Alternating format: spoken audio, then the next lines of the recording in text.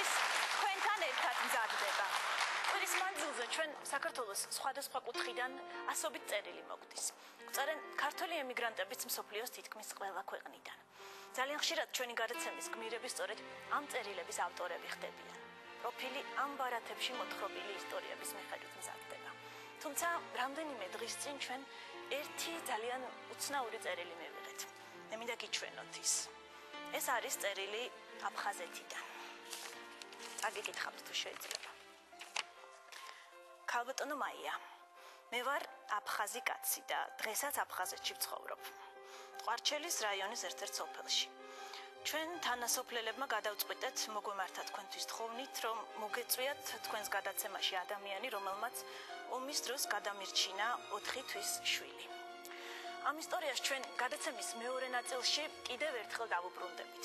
ამ წერილსაც ბოლომდე წავიკითხავთ და ნახავთ, როგორ გაგრძელდა ეს ამბავი პროფილში. დღევანდელი პროფილი ომზეა, ომის უცნობ გმირებზე. ნაირა კალანდია.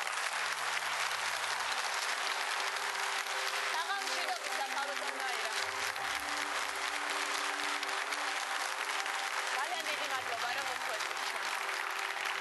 გაბრძანეთ.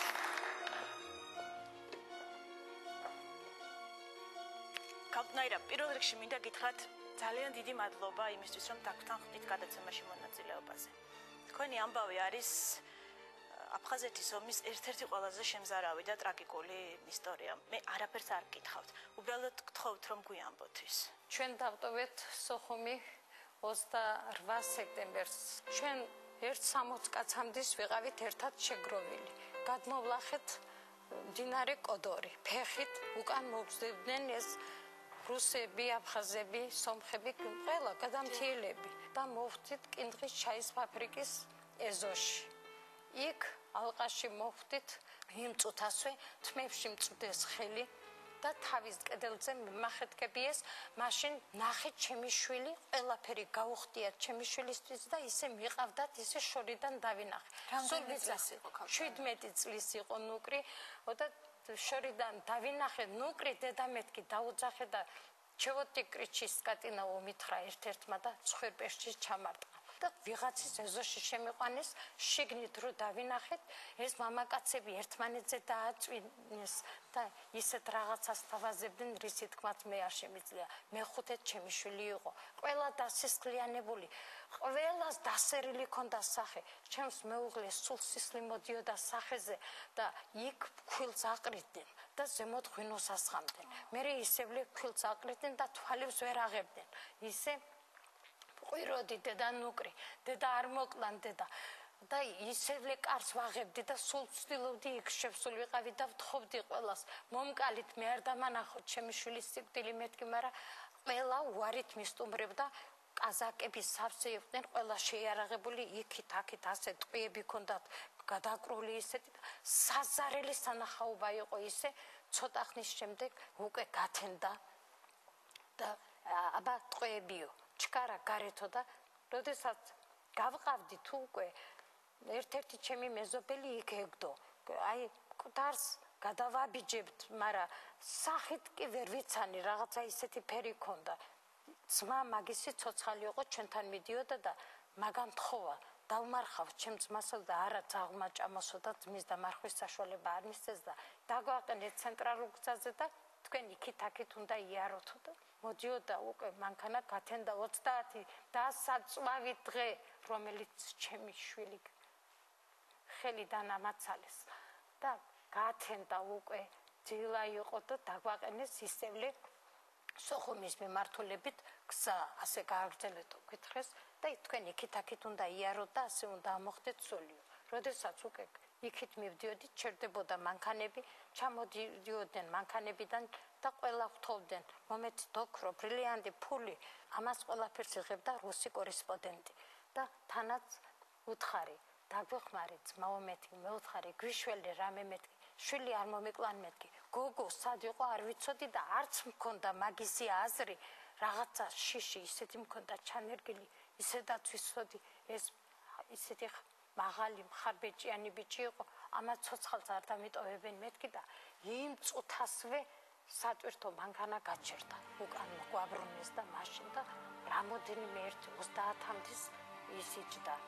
დაივიკები ყველა შეიარაღებული და ერთ-ერთი შეჩერდა მანქანა გრუზინი ვაში მათო მეაყვირა ერთ-ერთმა მებრძოლმა და ჩამოხდა მანქანიდან და პირდაპირ ჩემი შვილის მხარეზე წამოვიდა და შევხედე ჩემს სანამ მანქანა გაჩერდებოდა მანამდე 5 წუთით ადრე ჩემმა ნუკრი მითხრა დედა რაღაცა სიცივის გრძნობ ტანში მე ცოცხალს ვერ გავაღწევოდა სიცივე მაგდო ჩემი შვილი თვითონ წინათ გრძნობა ქონდა და ისეთი მაღალი ბიჭი ისე დაპატარავდა რაღაცა რას ქვია დედა მოკლავენ მეთქი არა დედა მე ცოცხალს ვერ გავაღწევო მითხრა ისეთი დამიანი თვალებით მიყურებდა შველას მთხოვდა და აი ასე ხელები აუწია ზემოდა дядя, я оружие не держал. Უთხრა ჩემმა შვილმა, კაკო оружие და შეაგენა და ცხვირპირში ჩაარტყა. თურმე სამიზნეთ უნდოდა. შევხედე ჩემ შვილს და ტყვია გავარდა და ჩემი შვილი ჩაიკეცა. ასე თავ ქვემოთ ქონდა და 9 ტყვია ზურგში ურტყა ჩემ შვილს.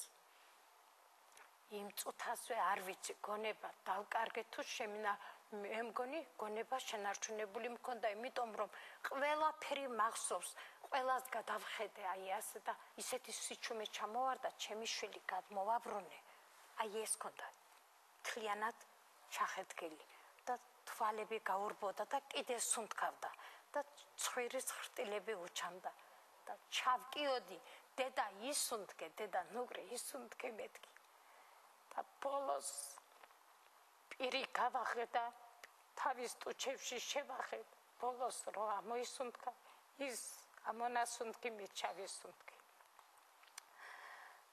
იმის შემდეგ დავიჩოქე წინ და მკვლელს უთხარი აი ჩემი შვილის მკვლელს ბრატ დაუძახე და უთხარი სტრელიაი мне тоже брат стреляй მეთქი დაჩოქილი მან გამიმიზნა ტყვია და პირდაპირ ტყვია ისროლა და ისეთი წვილი ჩამიქროლა ტყვიამ სასწაული ის ქონდა ამ ტყვიას ესე იგი სიმხურვალი და შემომაძახა я тебе убивать не буду ты вот так должен сдохнуть მითხრა და გზა გააგრძელა რამეკნა არ ვიცოდი ჭკუიდან შეშლილი დედა დავიწყე ჩემი სასიკვდილებ ჩხილებით ხელებით სამარის ამოთხრა ვითომ მე ხელებით გვერდით კინდრის ჩაის ფაბრიკის წინ 15 სანტიმეტრი ამოვთხარე მიწა სისხლით დავისვარე სახე მაგისი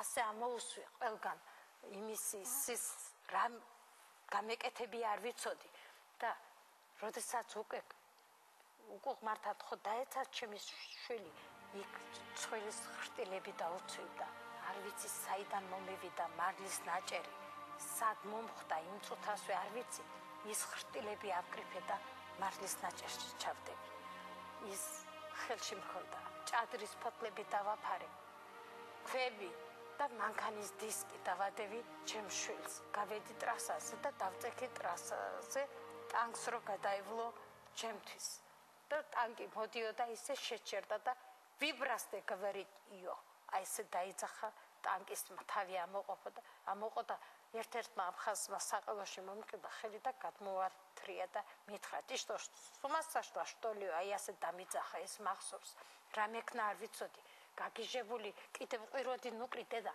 შემკვდარი ხარ დედა მე საწავიდე მეთქი და ის მიჭირდა ან ძაღლი ან ღორი შემიჭამდა შვილს აი ასეთი ის მქონდა და ვაიმე დედა ტყვე დამიყვანეს ფიზიკურად გამისწორდნენ გამიყვანეს მეორე ოთახში მავთული იყო რაღაცა მომაბეს მარჯვენა ფეხზე და ჩამომკიდეს ზემოთ სანამ ჩამოკიდებამდე დედა თავის ქალა რო ქონდა ახდილი ჩემ შვილს იმის თავის ქალაში თავი ჩამაყოფიეს ბატინკიანი ფეხი თავზე დამატდეს და შტიკნოჟი თვალი ამოიღეს და პირში ჩამიგდეს გადაყლაპეო მითხრეს ჩემი შვილის დედიკო იმ წუთასვე გონება დავკარგე და კაფე ამომაღებია არ ვიცი გადავყლაპე თუ არა ისიც არ ვიციდი და მე მგონი გადავყლავე, იმიტომ რომ ბატინკიანი ფეხი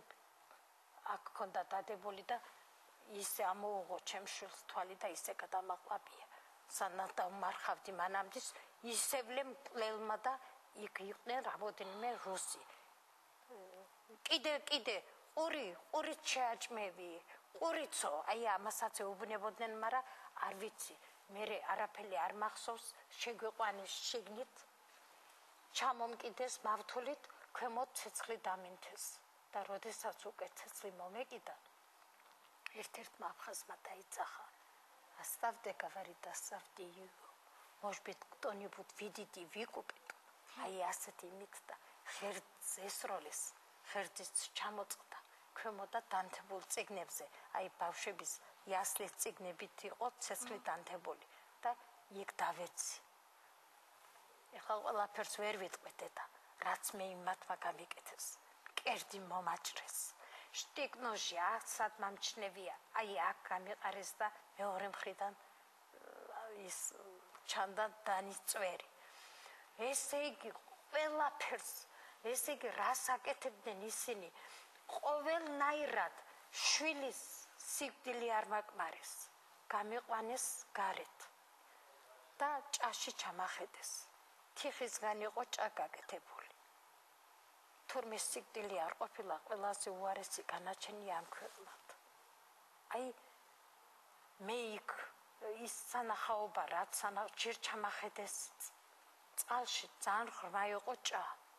ჩემი სახლიდან ნარეკვი ნახე, ფოთლებიც იყო ჩაცვენილი შიგნით და ეხლა ნახე უშენი ქართველები რა აკრობატიულ ნომრებში ასრულებენ მითხრეს და 7 თუ 8 ახალგაზრდა და 1 მოხუცი მოყავდათ.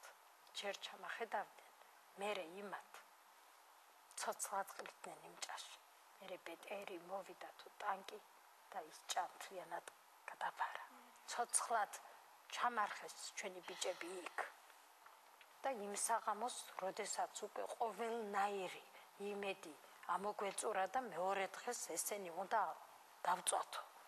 თქვეს და ბენზინს ასხამდნენ სახლს და უნდა ჩავეწვით იქ 17 კაცი. მათ შორის დედაჩემიც იქ იყო. იმ საღამოს ჩვენ გამოვიპარეთ, როდესაც უკვე დაწვას გვიპირებდნენ, ჩემმა მეუღლემ შეიძლება ჩემი გოგო ცოცხალი არის სადმე და ის მომძებნოთო თქვა და ჩვენ გამოვიპარეთ, გისოსები გადაგრიხა, საიდან მოემატა ასეთი ის არ ვიცი და იქიდან გამოვიპარეთ, დედაჩემიც იქიდან რა ვიცი რა ხონე მომემატა თუ რა არ ვიცი და ფეხში შველი რკინიგზად დავადექით და თაგილონის გზას, ესე იგი ზუგდიდის მიმართულებით გავყევით გზას. თაგილონში ჩაგვამწყდი ეს ბოლოს, თაგილონში როდესაც ჩაგვამწყდეს, ერთ-ერთმა აფხაზმა გააღო კარი და გვითხრა, გამოდითო. სასიკვდილოდ გყავთო, ჩემმა მეუღლემ, ქემაინც მომკალითო, უთხრა. და იქ გარეთ იმას ფეხბურთს თამაშობდნენ ყველა ეს შეგროვილი აფხაზები და რუსები და ყველა ერთად. ნარასტრელ შტოლი ასე დაუძახეს, მაგრამ პასუხი არ გასცა ამ აფხაზმა და გაგვიყვანა იქ თაგილონის გზით და გვითხრა, მე დედით ქართველი ვარ. დედით ქართველი ვარ და მე აფხაზი ვარო თვითონ. მე იარაღი მეკავიაო, მაგრამ არც ერთი ქართველი არ მომეკლავსო და თქვენ ეხლა წყალი ენგერი ფეხით უნდა გადალახოთ. 2 წყალი თვითონ გაგვიყვანის.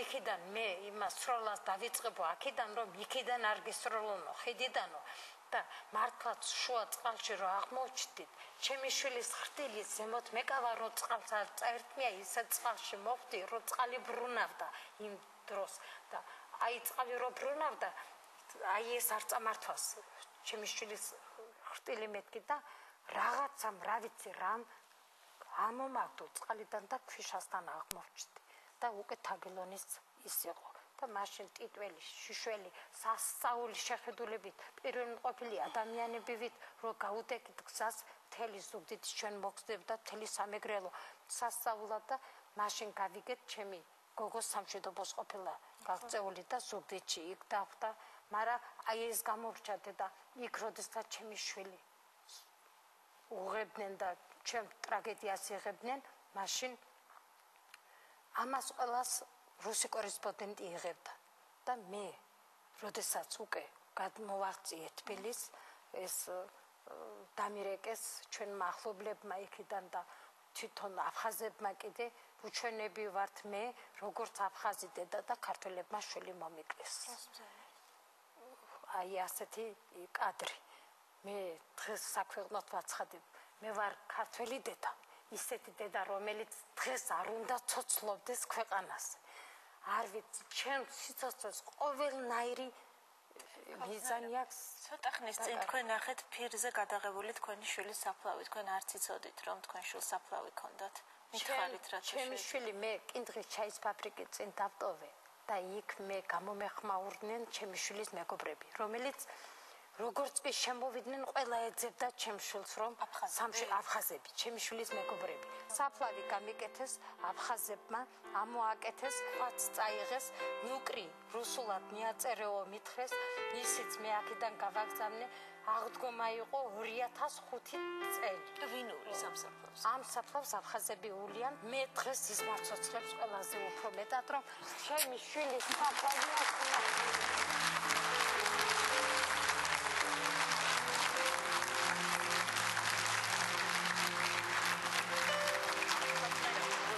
რომ ამ ყველაფრის გახსენება მოგიწიათ უბრალოდ მე მგონი ჩვენმა მაყურებელმა ეს ყველაფერი უნდა იცოდეს და უნდა გიცნობდეთ მე იმით ცხოვრობ და აი იმით მიდგია სული რომ მე იქ მინდა სიკვდილი სადაც ჩემი შვილი მარხია და ერთხელ რომ გადაუსვა მაგას ხელი და იქ მინდა მოვკვდეს სადაც ჩემი შვილი აფხაზებმა მიაბარეს პირადად მე მადლობას გიხდით არა პირიქით თქვენ დიდი მადლობა სიტყვებით არ მყოფნის არც ვიცი რა უნდა გითხრათ ძალიან დიდი მადლობა ორი განუყრელი მეგობრის ამბავია 17 წლისები იყვნენ როცა ომში წავიდნენ გაგრასთან ბრძოლის დროს ალყაში მოექცნენ ერთ-ერთი მათგანი სნაიპერი სამიზნეში მოხვდა როცა ეს მეორემ დაინახა მეგობარს გადაეფარა და მეგობრისთვის განკუთვნილი ტყვია მას მოხვდა თბილისში მხოლოდ ერთი დაბრუნდა ალექსანდრე სუხაშვილი გამომშვიდობისა გამარჯობათ ძალიან მიხარია რომ მოხვედით დღეს ჩვენთან აბდანდით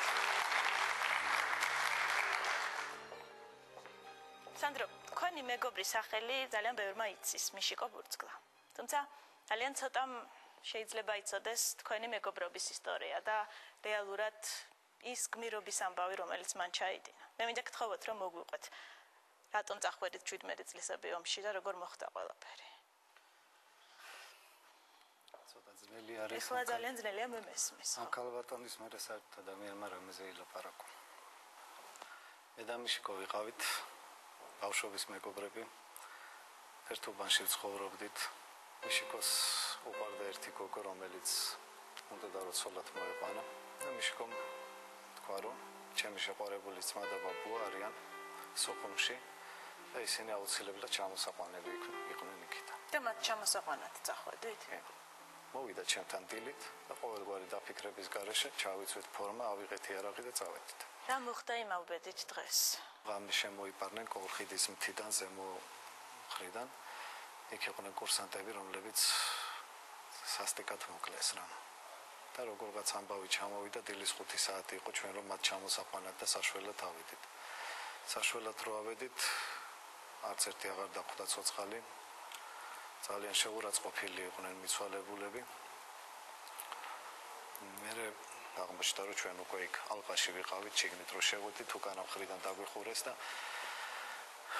დაგვიწყეს სროლა ესეთი სროლა იყო რომ იქ ვინც ფეხზე ადგა საერთოდ ყველა დაეცა იმ ადგილიდან განძლევის საშუალება არ მისცეს არავის ძალიან ბევრი ადამიანი დაიხოცა იქ და მე ვისროდი კომპარტორტს სნაიპერი დამზდებდა რამოდენიმე სროლის შემდეგ თავი შევაფარე პატარა ხეს საიდანაც გამოსვლის საშუალებას არ მაძლევდა ეს სნაიპერი და მეგობრებიც ვერ მეხმარებოდნენ ახლოს ვერავინ ვერ მოდიოდა ერთადერთი ადამიანი ვინც იყო ეს იყო მიშიკო გვერდით მარჯვენა მხრიდან ტანში გამართული ესე მახსოვს ხელში ავტომატით რამოდენიმე ჯერი ისროლა ავტომატის მოვიდა და გვერდზე დამიწვა მითხრა რომ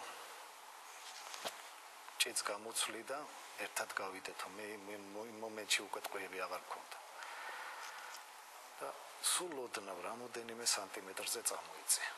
მე გვერდულად უყურებდი მიშიკოს, ესე იწვა ჩემს გვერდზე და აი ამ ხელასროლაში ვიგძენი აი გამოკვეთილი ხმა და ვიგძენი როგორ გამითბა აქ შუბლი. და დავინახე მიშიკოს უკანო მხარეს მაისური რო სისხლმა და მაისურის ნაგლეჯებმა რო ამოვაგდო. მე ვიფიქრე რომ წავეშველებოდი, ხელი მინდოდა მომეკიდა ჭრილობაზე, მაგრამ ეს ხელი თითქმის ნახევარზე ჩამევარდა შიგნით. მიშიკომ შემომხედა, სახეზე ფერი არ ედო. ეხლაც მახსოვს იმისი ცისფერი თვალები და ორი სიტყვა მითხრა. მავნუშ დავიჭერი, იარაღს მიმხედავ. ეს იყო ჩემთვის ყველაზე საშინელი დღე. როცა უყურებდი ჩემ საყვარელ მეგობარს, ჩემ იგივე ძმას და ვერაფერს ვერ ვაკეთებდი იმისთვის, რომ იმ ადამიანისთვის მეშველო. სანდრო, თბილისში არ იცოდნენ თქვენ ორიდან რომელი დაიღუპა? თბილისში იმ წუთსვე გაიგეს ეს ამბავი, მაგრამ ზუსტად არ იცოდნენ რომელი იყო ჩვენ შორის დაღუპული. იქ მოხდა ისე, რომ ეგრევე გამზადებული იყო უკვე ბრძანება ჩვენს დაჯილდოებაზე, მაგრამ არ იცოდნენ რომელი უნდა დაეჯილდოებინათ. უნდა დაეჯილდოებინათ გარდაცვლილი, ხო? გარდაცვლილი უნდა დაჯილდოებულიყო პირველი ხარისხის ორდენით ვახტანგ გორგასლის და ცოცხლად დარჩენილი ვახტანგ გორგასლის მესამე ხარისხის ორდენით. და ელოდებოდნენ კონკრეტულად უნდა დაედგინათ, რომ სახელები და გვარი ჩაეწერათ იმ ბრძანებაში. და უკვე როცა თბილისს უახლოვდებოდით, მაშინ გძნობდი, რომ ყველაზე საცოდავი მაშინ ვიყავი. როცა უნდა მიშაძიასთვის შემეხედა თვალებში. მიშაძია ვინ არის? მიშაძია არის მიშკოს მამა. როგორც კი თვითფრენავი დაჯდა, ილუმინატორიდან რო დავინახე, აქეთ მხარეს იდგნენ ჩემი მშობლები, აქეთ მხარეს მიშკოძია იდგა თავის ნათესავებთან ერთად. და ტრაპზე რო გამოვედი, დავინახე მიშაძიამ როგორ აიფარა თვალ სახეზე ხელები. ეს იყო უკვე ჩემთვის ერთი სიკვდილი. როცა თქვენ დაგინახოთ.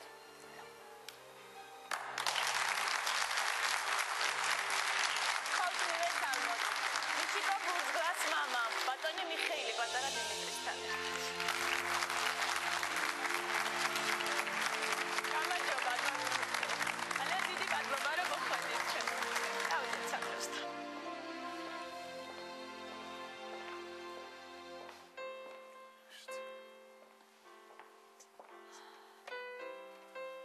ბატონ მიხეილ, მე მინდა გითხრა ძალიან დიდი მადლობა იმისთვის, რომ მოხვედით დღეს ჩვენთან, იმისთვის, რომ გაგვაცანით თქვენი თავი. მე სანდროსგან ვიცი, რომ დღეს თქვენ ხართ ერთი ოჯახი. მიშიკო იყო დედის ერთა. ომში რო წავედით, ჭერწლის თავი არ იყო ხომ მიშაძია გასული. როდესაც დედა გარდაეცვალა. მას მერე რაც მიშიკო დაიღუპა, მიშაძია არის ჩემი მეორე მამა. ასე რომ ვთქვათ. ეს კაცი არის ჩემთვის ყველაფერი. ბატონ მიშა, მე ვიცი რომ დღეს ჩვენ მოგვიტანეთ ორი ორდენი. ერთი მიშიკოსი და ერთი სანდროსი. მე მინდა გთხოვოთ რომ გვაჩვენოთ ეს ორი ორდენი თავის დროზე მაშინ 93-ში გაკეთებული. აი ეს ორი ორდენი.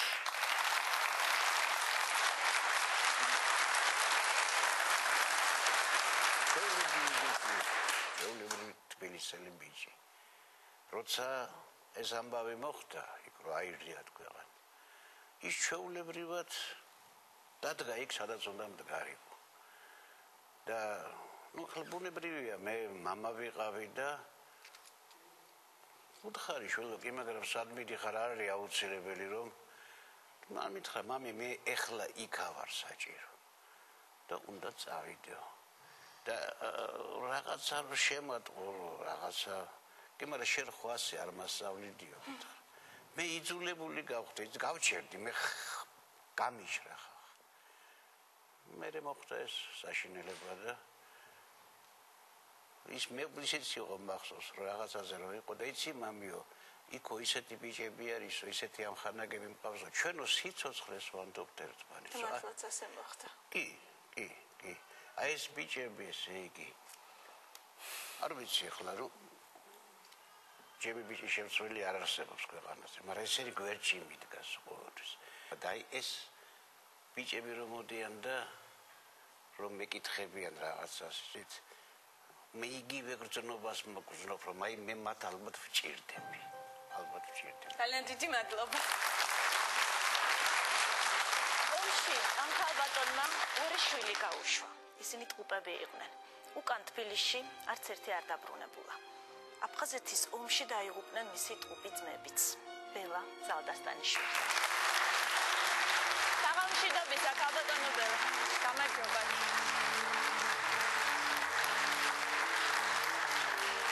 დიდი მადლობა რომ მოხვედით.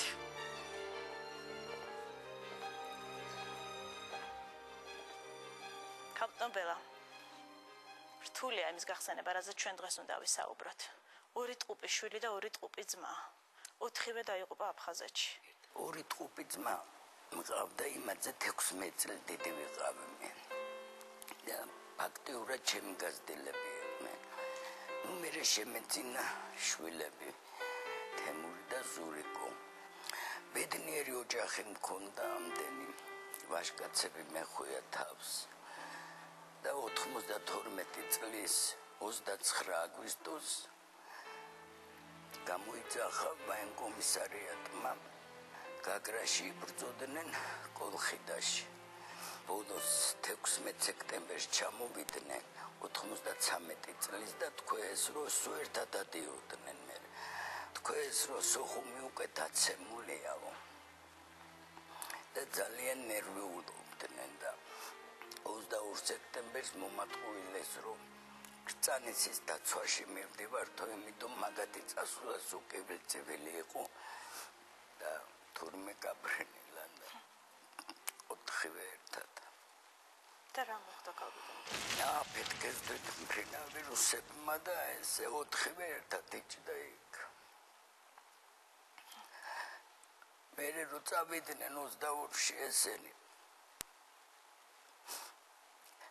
მე ჩემმა მულიშვილმა დამირეკა და მითხრა რომ ბიჭები გაფრინდნენო და ძალიან ნერვიულობდი და სხვათა შორის რო ჩადიოდნენ არ არსებობდა იმ წუთას მირეკავდნენ დედა კარგად ავართ არის ნერვიულო ყველაფერი კარგად არის ჩვენ აქ თქვი არ მოგვეკარა 22-ში ვიჯექი ტელევიზორთან რო უკვე გავიგე რომ გაფრინდნენ და დამირეკავენ მეთქი ახლა და არ დავწოლილ ვარ და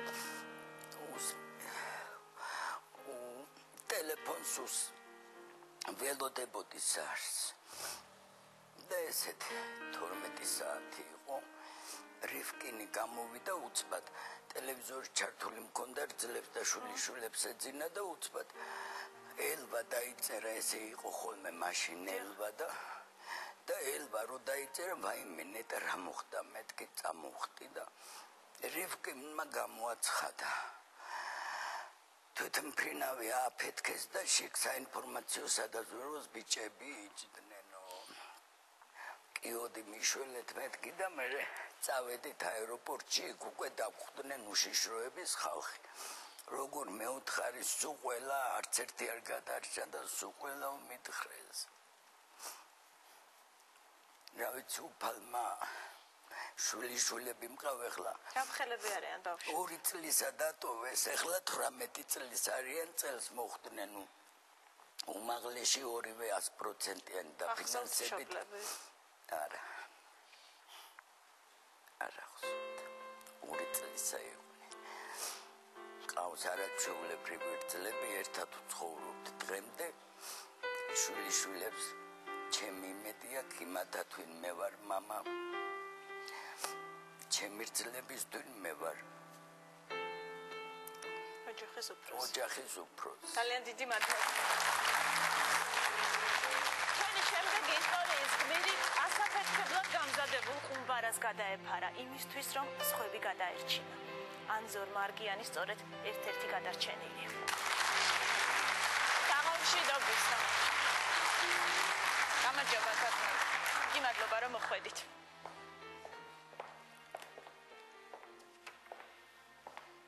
მოდით პირდაპირ მომიყევით აი ინციდენტის შესახებ, როცა გადარჩით.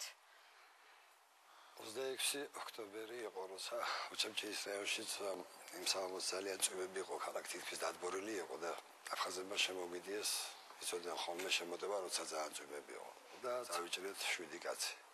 არა წვეთა იყო. წვეთა იყანეთ. შეგვიძლია 1-20 ბიჭი ვიყავით. მე ამოვიდე დაუღლე შობლები იყვნენ, ქართველების ხო იყვნენ წვეთ დაჭერლები და დედები ძმები მეუღლები ამოდიოდნენ რომ ეს ცოცხლები მიგვეცა, გაგვეცოლა წვებში. და ამ დროს რა მოხდა? ვიღაცას ერთ-ერთს მეომარ ჩვენსა სამომარ და ლიმონ გადაკ. მე ერთი მოვასწარი სახეზე ხელი ავიფარებ, მაგრამ მე ვერც მივასწრებდი იქამდე და არც გამიფიქრია ახლა მართლა რომ თქვა რომ გადაფარებაც რაღაცაირად ეს იბდები ადამიანი მომენტში და ეს იყო რომ ავტადიო სამოცე ორი ხელი დაარტყა და ეს მიწაზე იმაზე პარკეზე ხელები დაარტყა და გადაეფარა მოსეთი ბოლო გამოხედვა გამომხედა და აი მისი ხორცებისგან სახეც მქონდა დალურჯებული და რამდენი ადამიანი გადარჩით? 30-37 ბიჭი ვიყავით, მაგრამ მოქალაქეებიც ყველა მოსული ქალები. ავტოდი ლიხენერების ვეუბნებ ხალბატონის წინა. გამარჯობა თათმე. დიდი მადლობა რომ მოხვედით.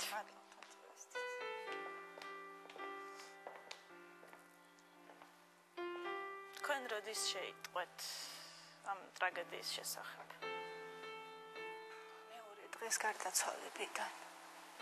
იმ დღეს არაფერი გაგვიგია ჩვენ, მეორე დილით დაგვირეკეს, რომ უბედურება მოხდა. როგორ ხსნით თქვენ მეუღლის აქციას? პირველად რომ გავიგენო ეს რა თქმა უნდა, უდიდესი ტკივილი იყო, უდიდესი ტრაგედია, 3 მცირეწლოვანი ბავშვი დაგვრჩა მაშინ და საერთოდ არავისი არაფერი არ მაინტერესებდა ჩემი ტკივილის გარდა, მაგრამ რომ გავიდა დრო და გავაანალიზე, მე ამაყი ვარ, ვამაყობ, რომ ასეთი მეუღლე მყავდა, რომ თავი გაწირა სამშობლოსთვის და ქართველებს. ძალიან დიდი მადლობა.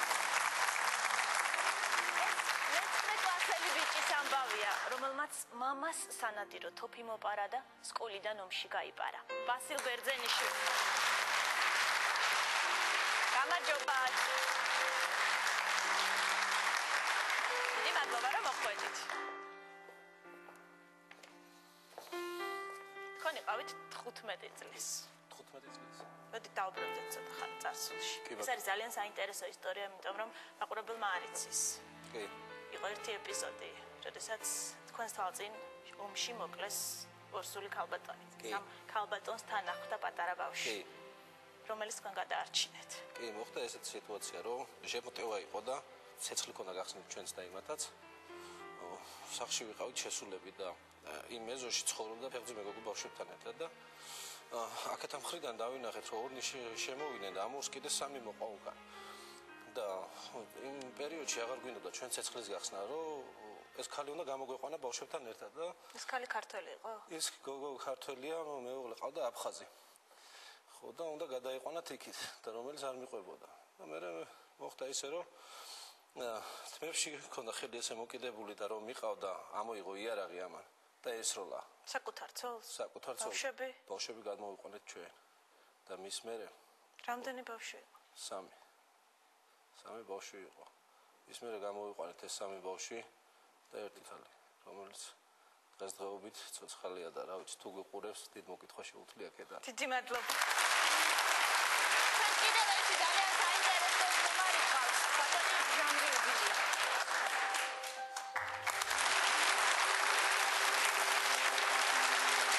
გამარჯობა ბატონი.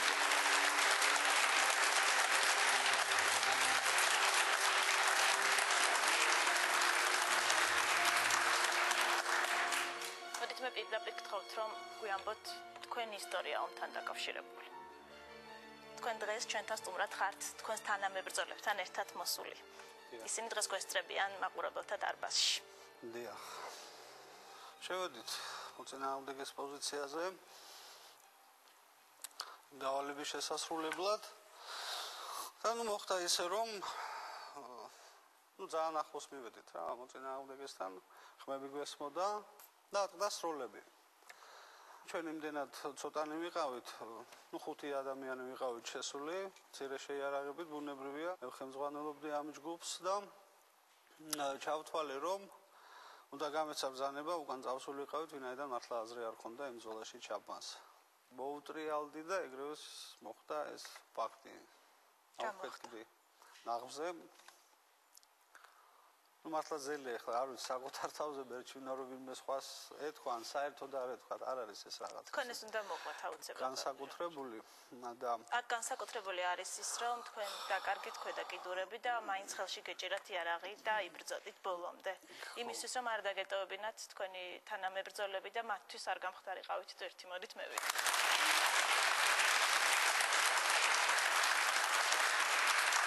რატომ არ გამოსდით? ნუ როგორი მომენტია, იცით ახლა ყველა ადამიანის და ნუ ახლა არ აქვს მნიშვნელობა რადონის ხელმძღვანელი იქნება, მისი პირველი მოვალეობა არის ის, რომ ის ხალხი, მისი დავალებით მიდის, შეინარჩუნოს მათი სიცოცხლე. და ისინი აქ არიან. ძალიან დიდი მადლობა რომ მოხვედით დღეს ჩვენთან. აფხაზეთში არის ერთი სოფელი. ომის შემდეგ ამ სოფლის სახელი თითქმის ყველა ქართველმა იცოდა. კუმანში 93 წლის 5 ივლისს იოანე ოქროპირის სახელობის ტაძარში ეკლესიის წინამძღვარი მამა ანდრია დახვრიტეს. რეკლამის შემდეგ ჩვენთან სტუმრად აფხაზი ქალბატონი მოვა.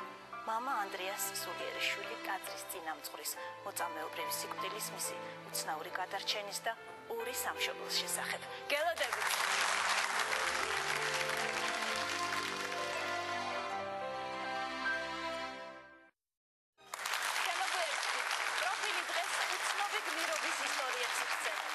Manana Anua. Გამარჯობა კამერა. ძალიან დიდი მადლობა რომ მოხვედით.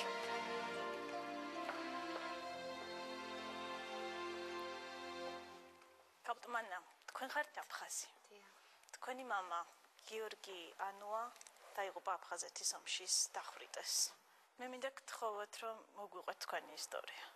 ომზე საერთოდ რომ ვიწყებ ხოლმე საუბარს ძალიან მიჭირს ხოლმე, იმიტომ რომ ეს იმხელა ტკივილია და ეს იმხელა განცდა არის ჩემთვის, რომ ხელახლა განვიცდი ამას და ამიტომ ყოველთვის ვცდილობ, რომ თავი ავარიდო ხოლმე, ყველა მამა თქვენი იყო ძალიან ცნობილი ადამიანი აფხაზეთში. თუმცა ქართველი მაყურებელი მას არ იცნობს. მე მინდა გთხოვოთ გვიამბოთ მამა თქვენის შესახებ. მამა ჩემი იყო ერთ-ერთი ძალიან დიდი გაერთიანების, სამშენებლო გაერთიანების გენერალური დირექტორი. ეს იყო აფხაზი კაცი ეროვნებით, მაგრამ კაცი რომლისთვისაც ქართველი და აფხაზი მარად ერთი მცნება იყო. ძალიან საინტერესოა ის, როგორ მოხდი ჩვენ კომანში. მე მინდა გთხოვოთ გვიამბოთ თვითონ სოფლის ისტორია, რატომ არის ეს სოფელი მნიშვნელოვანი? ეს სოფელი არის სოფლიო მნიშვნელობის კომანში აღესრულა მართლმადიდებლობის სოფლიო მნათობი დიდი წმინდანი იოანე ოქროპირი. კომანში მოხდა წმინდა იოანე ნათლისმცემლის თავის მესამე თვოვნა. და კომანში მოხდა წამება წმინდისა მოწამისა ვასილისკოსი, რომელიც იყო წმინდა გიორგის ნათესავი. ამავე სოფელში მოღვაწეობდა მოძღვარი ანდრია, რომელიც შემდეგ აწამეს და დახვრიტეს. თქვენ მისი სულიერი შვილი იყავით. მამა მააშენა ეს ტაძარი და ეს იყო იმხელა სიზნელებთან და პრობლემებთან დაკავშირებული. ეს კომუნისტური ეპოქა. კომუნისტური ეპოქა და თქვენ იცით რომ აფხაზეთში ეს როგორ ძვინვარებდა ყოველთვის ეს კომუნისტური სული. ეს ძალიან დიდ წინააღმდეგობებს უქმნიდნენ, მაგრამ მიუხედავად ყველაფრისა, მან მაინც ააშენა და მე ზუსტად ჩვენი უწმინდესი რო ჩამობძანდა გახსნაზე, ტაძრის გახსნაზე აღნიშნა, რომ მართალიაო დღესო ბევრი აშენებსო ტაძრებსო, მაგრამ ბატონი იურიმ ეს ააშენა მაშინ, როდესაც ეს აკრძალული იყო, როცა ეს არ შეიძლებოდაო და ამას გაუსვა ხაზი და დააჯილდოვა წმინდა გიორგის ორდენის პირველი ხარისხი. აფხაზეთის ეპარქიაში წმინდა იოანე ოქროპირის ეკლესიის აღდგენა რესტავრაციისათვის და მაღალი სულიერობისათვის ბატონი გიორგი იური ანუა დაჯილდოვდეს საქართველოს საპატრიარქოს უმაღლესი ჯილდოთი წმინდა გიორგის პირველი ხარისხის ორდენი. Axios.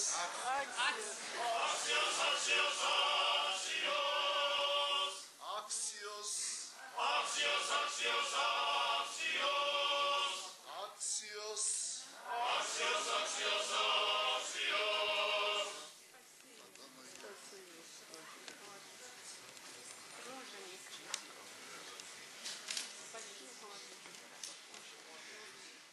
ძალიან უცნაურია რომ თქვენ სწორედ ამ ეკლესიაში მოხვდით.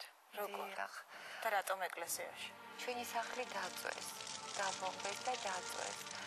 ჩვენ გადავედით ეკლესიაში, იმიტომ რომ უფრო გამძაფრდა ეს ბრძოლა, ზუსტად იმ ღამეს აფხაზმა ბოლოვიკებმა გადალახეს გუნის და საღამო დაახლოებით დილის 4 საათი და დაიწყო ხელჩართული ომი, ბრძოლა, რომელიც ჩვენ ტაძრის გარშემო მიმდინარეობდა და მამა ანდრია ამ პერიოდში ზუსტად აი ამ წუთებში მოგვიწოდა იმისათვის, რომ ჩავაბაროთ აღსარებავ და გაზიარებთო. ჩვენთან ერთად იმყოფებოდა რამოდენიმე ხეიბარი, რომელიც მამა ანდრიამ გადაარჩინა სხვათა შორის, იმიტომ რომ იყო ძალიან დიდი სროლა და ყვირილი მოესმა და ზუსტად აი ამ სროლის დროს მამა ანდრია გავარდა ეკლესიიდან და იმასაკნა შემოიყვანა ეს ხეიბრები ტაძარში. სულ ცოტა ხანში უკვე ისეთი ყიჟინა იყო ჩვენ ტაძრის გარშემო, რომ მივხვდით, რომ აი ნამდვილად უკვე შემოვიდნენ ტაძრის ეზოში. გაისმა ყირილი, გააღეთ კარებიო და პირველი ვინც გააღო კარი იყო მამა ჩემი, აიღო კურთხევა მამა ანდრიასაგან და გააღო კარები. გააღო კარები და გამოიყვანეს აი მამა ჩემი კონდახის ცემით. ისინი იყვნენ ძალიან გამწარებულები იმაზე, რომ მამა ჩემმა აღადგინა ეს ტაძარი და ეს იყო ერთადერთი ტაძარი აფხაზეთში, იმ პერიოდში, რომელიც ფუნქციონირებდა ქართულად. ანუ ქართულად აღევლინებოდა იქ წირვა-ლოცვა, ხატები იყო ქართული, წარწერები იყო ქართული და მამა ჩემი იყო აფხაზი, ამა ყველაფერმა ერთად გამოიწია საშინელი რისხვა. ჩათვალეს, რომ მამა ჩემმა უღალატა თავის ერს და ამისთვის პასუხი უნდა ეგო. ჩვენ ვიყავით ტაძარში და ტაძარში ბნელოდა, იმიტომ რომ აი გაყვანილობა შუქის იყო ჩამქრალი, აი საბრძოლო მოქმედების შედეგად და შემოვიდა ერთი მეომარი, რომელიც შემოვიდა დაუვარდა ქუდი.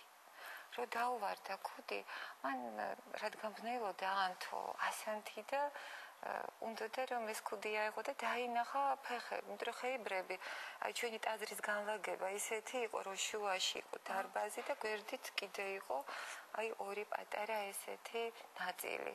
და იმ შუაში ეს ხეიბრები ესე იყვნენ და ისხდნენ, აიღო ამან ავტომატი და დაახალა ლექსოს.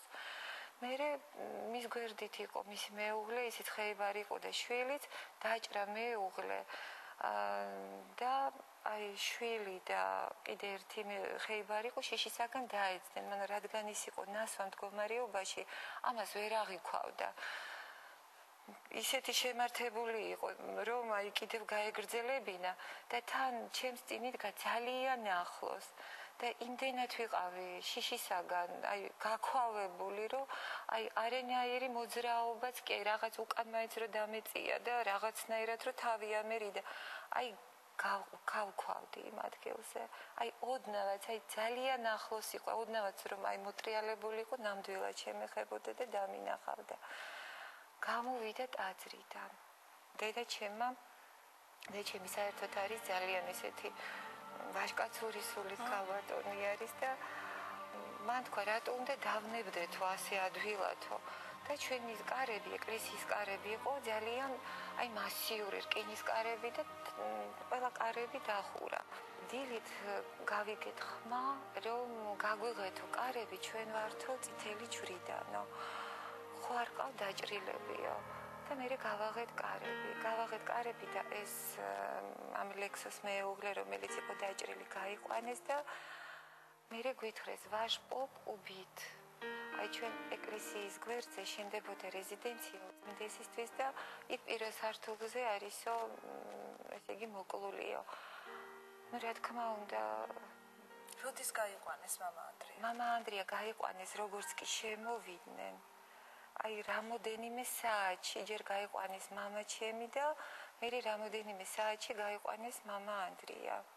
ჩვენ დავინახეთ არა მიცვალებული, არა ჩვეულებრივი მიცვალებული.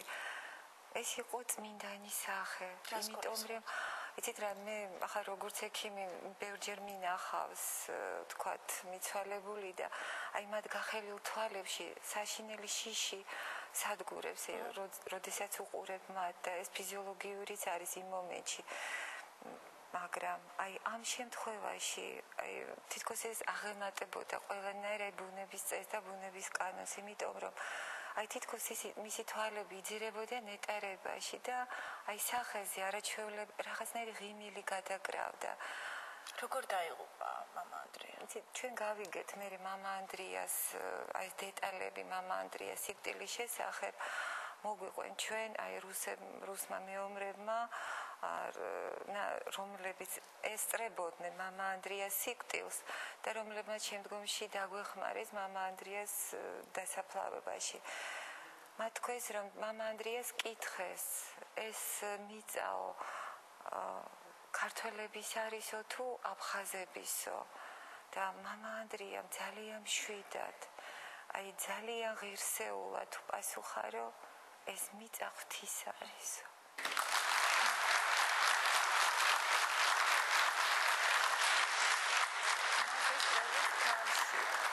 ესროლეს თავში მაგრამ თვითონ ეს მეომრები რო ყვებოდნენ იყვნენ გაოცებულები იმის ვაჟკაცობით რაღაც იმის ღირსეულობით იმიტომ რომ აი ამ ეიფორიაში მყოფი ეს ბოევიკები ცდილობდნენ რაღაცი დაემცირებინათ დაეკნინებინათ ბლაგოსლავის ვიტოიაძეც მაგრამ აი ვერანაირად ვერ მიაღწიეს ამას და აი ასე ლამაზად ასე ღირსეულად აი იმ დონეზე ღირსეულად რომ თვითონ ისინი იყვნენ გაკვირვებულები ვინც დახვრიტა და სხვათა შორის ის ვინც დახვრიტა მას საშინელი ბედი ეწია მომავალში ეს ისე მეომრებიდან გავიგეთ რომ თურმე რამოდენიმე დღეში ნაღმზე აფეთქდა და მარჯვენა ხელი და მარჯვენა ფეხი დაკარგა ჯერ და ნუ მერე დაიღუპა კიდე. ამის შემდეგ თქვენ აგიყვანეს ტყვეთ.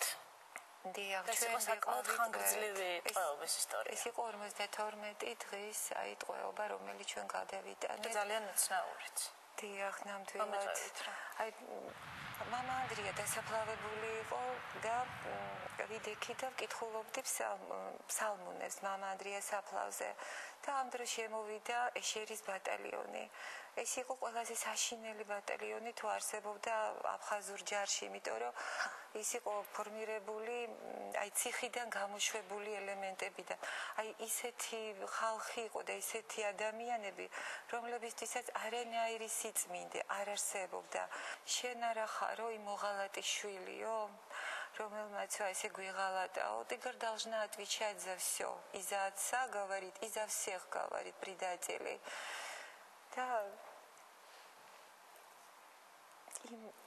იმ წუთებში ძალიან ძიმედ მახსენდება, იმიტომ რომ ყოველთვის, როდესაც ვიხსენებ ეს ისეთი წუთები იყო, იმდენად რეალური იყო, იცით, აი იმ მომენტში რომ აი მოხდებოდა ის, რაც სიკვდილზე უარესი იქნებოდა ჩემთვის, რომ ის მე საერთოდ მეშინოდა დაბომბვის და ყოველთვის ცდილობდი რომ რაღაც თავი შემეფარებინა და ამ დროს რომ ვინატრე რომ აი ერთი ჭურვი მაინც თქო ჩამოვარდეს თქო რამხელა წყალობა იქნება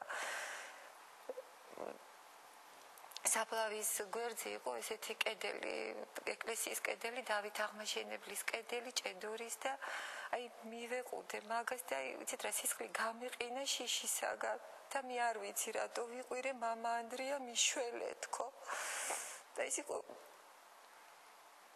იმ მომენტში კიდე სოხუმი არ იყო აღებული და პერიოდულად კომანს ბომბავდნენ და ერთ-ერთი რიგითი დაბომბვა დაიწყო რიგითი იყო მათთვის და ის სასწაულებრივი იყო ჩემთვის მაგრამ მე კი არ აღვიქვავდი თქვა რომ ეს ყველაფერი ეს ჭურვები რო ცვივოდა და ესენი გაიფანტნენ ესენი იძულებული იყვნენ გაფანტული იყო იმიტომ რომ აი ძალიან ძლიერი დაბომბვა იყო და ცით რა მე შევედი ტაძარში მაგრამ ვიყავი აი მთლად გაფიქრებული მაგრამ ამდენ ხატებში აი ხო ტაძარში რამდენი ხატი იყო ღვთისმშობლის უფლის ხატი მაგრამ ჩვენი სალოცავი საერთოდ არის წმინდა გიორგი, ილორის წმინდა გიორგი. ეს ინსტინქტიურად მოხდა, რომ პირდაპირ წმინდა გიორგის ხატთან მივედი და რომ დავიჩოკე, კი არ ვლოცულობდი, იცით რა, შევღაღადებდი როგორც ცოცხალს. მე ასე არასოდეს არ მილოცნია და არ ვიცი, აი, როდის შევძლებ, აი, ასე ვილოცო. მე არავინ არ მყავდა წმინდა გიორგის გარდა, ესე მეგონა, რომ საერთოდ არავინ არ არის წმინდა გიორგის გარდა. ტყვეთა გამანთავისუფლებელო, გიორგი, მეშინია, გიორგი, დამიცავი, გიორგი, ასე ვყვიროდი და მომისმა ხმა. Где мой друг святой Георгий? და ჩემთვის ეს იყო აი წმინდა გიორგი გამომეცხადა მეგონა და ვინც წახდა ხაბოდომან შემოვიდა ახოვანი ისეთი მეომარი და მეუბნება რომ какой цвет у тебя, девочка? Кто тебя так напугал? Клянусь честью, говорит, с твоей головы волос не упадет. ეს აღმოჩნდა აბხაზი ჯარის კომენდანტი, აი დუშმანად წოდებული რაფაელი აიბა, რომელმაც მაჰმადიანი სხვათა შორის და აი რომელმაც აი მომევლინა წმინდა გიორგის სახით. რატომ იძახდა მაჰმადიანი წმინდა გიორგის სახით? იცით რა, ძალიან პატისცემდა წმინდა გიორგის როგორც აი ვაშკაცების და აი რაღაც რაინდების და მეომრების ფარველად. აი იმის შემდეგ შიში არ გამკარებია. აი წინ კიდე რამხელა დღეები იყო ტყვეობაში, მაგრამ აი იმის შემდეგ მე შევიგზენი რომ აი უფალი ნამდვილად აქ არის. თქვენ გეცვათ მამა ანდრიას კაბა. რატომ? მე მინდოდა რომ არ შებილწებულიყო, არ შეებილწებინათ მამა ანდრია სამოსელი. ამიტომ გადავწყვიტე რომ ჩამეცვა მამა ანდრია სამოსელი. რამოდენიმე კაბა იყო, მაგ ძალიან ასკეტურად მოღვაწეობდა. ორი კაბა ქონდა და ერთი ანაფორა და ეს ორივე კაბა ჩავიცვი და ანაფორაც. და ყველას გარშემო თქვენს დამატყვევლებს ეგონეთ მონაზონი. მე ვეგონე მონაზონი. დიახ, მე მეძახნე სისტრა მარიას. ამ რაფაელმა დაგვიყენა 5 ბიჭი, აი დაცვის, ესე იგი 5 დაცვა 5 ბიჭი იყო ეს მეომრები და როგორ მოხდა ხალხო მანანა რომ ხალხი ვინც თქვენ დაგატყვევათ, შემდეგ თანდათან შემოვიდნენ თქვენთან ურთიერთობაში და გაიბა რაღაც სულიერი კავშირები ეკლესიაში თქვენი ტყვეობის დროს. იცით რა, საოცარი ის არის, რომ მაგინდა თუნდაც აი ეს რაფაელის ისტორიაც არის ძალიან საინტერესო, რომ რაფაელი, ანუ თვითონ ეს დუშმანი, აი რატო იყო ასე განწყობილი საერთოდ აი ჩვენს მიმართ, რომ თურმე ომი რო დაიწყო, ის იყო მაგ დროს როსტოვში. მისი დედა და მისი ძმა იმყოფებოდნენ სოხუმში და დაჭრეს მისი ძმა და ქართველებმა შეიფარეს. ქართველებმა ეს დაჭრილი ძმა შეიფარეს, ეს უგონოდ მყოფი. თქვენ ფიქრობთ, რომ სწორედ ამიტომ გადაგარჩინათ? მეც ფიქრობ, რა თქმა უნდა, ესეც იყო, რა თქმა უნდა, ერთ-ერთი მთავარი მომენტი და თვითონაც აღიარა, რომ მე ამ ომში ძალიან ბევრიო თქვენაირი გადავარჩინეო, იმიტომ რომ ქართველებთან ვარო ვალშიო. მათმა ჩემი ძმა და ჩემი დედა გადამირჩინესო. ბიჭებთან და მეგობრების ამბავი მითხარით. მე ვეგონე მონაზონი და მეძახნი სისტრა მარიას. მე კიდე ვეუბნებოდი ტი ბრატვა ხრისტე ბატალ, ტი ბრატვა ხრისტე ასტამბურ და მე იქიდან მეძახნე ხოლმე ო ბარა სისტრა ხრისტე მარია. გზეგერ ბრატვა ხრისტე ბატალ და ნუ რაღაც ესეთი ძალიან თბილი ურთიერთობა ჩამოყალიბდა. შინაგანად მიხვდნენ რომ ეს ომი არ იყო მართალი ომი. მიხვდნენ რომ ეს ომი იყო რაღაცა აი ძალიან ხელოვნურად დაპირისპირებული რაღაც, იმიტომ რომ როდესაც სროლა ჩერდებოდა, იყო ისეთი მომენტი, როდესაც ქართველები და აფხაზები ერთმანეთის ხარეზე გადადიოდნენ და თქვა ერთ მერხზე ვინც სწავლობდნენ ერთად აფხაზეთში და სიყვარულებოდნენ ერთმანეთს და მე ისევ რომ გადმოვიდოდნენ თავის პოზიციებზე, შეიძლებოდა რომ აი ზუსტად საუკეთესო მეგობრის ტყვიას ემსხვერპლა მისი საუკეთესო მეგობარი და ამაზე დიდი ტრაგედია ალბათ აი არ არსებობს. თქვენ როგორ გადარჩეთ?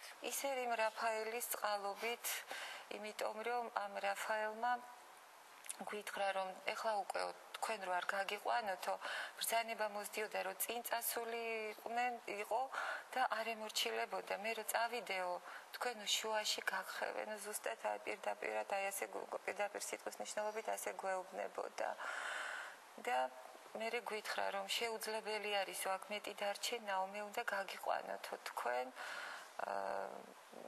აქიდანო დაჭრილებთან ერთადო აი სასტრაფოს მსგავსი მანქანა იყო ეგეთი რაღაც ესეთი სამედიცინო ის ქონდა და იმხელა რისკი აიღო თავის თავზე თვითონ დაჭდა ვითომ დაჭრილები ვიყავით მე და დედა ჩემი მაგრამ სანამ გავიდოდით აი ეს ბიჭები რომელიც ჩვენ გვიცავდნენ იცით რა დავმეგობდით აი იმ სიტუაციაში რომ მეუბნებოდნენ რომ შენო სად უნდა მოგძებნოთო თბილისში რო იქნებიო და მე მაინც ბოლომდე არ გავწყდი რომ მონოზონი არ ვიყავი ვიფიქრე რომ დობა დამეკარგება თქო მათი და მე უთხარი რომ ნაირნე მონასტირი თქო მე მამის ისტორიას მინდა დავუბრუნდეთ თქვენ თბილისში შეიტყვეთ მამის ტრაგიკული აღსასრულის შესახებ დიახ საპატრიარქოში რომ მივედით ესეთი ჩვენთვის უწმინდესი ყოველთვის ჩვენი ოჯახისთვის იყო ძალიან ახლო ადამიანი და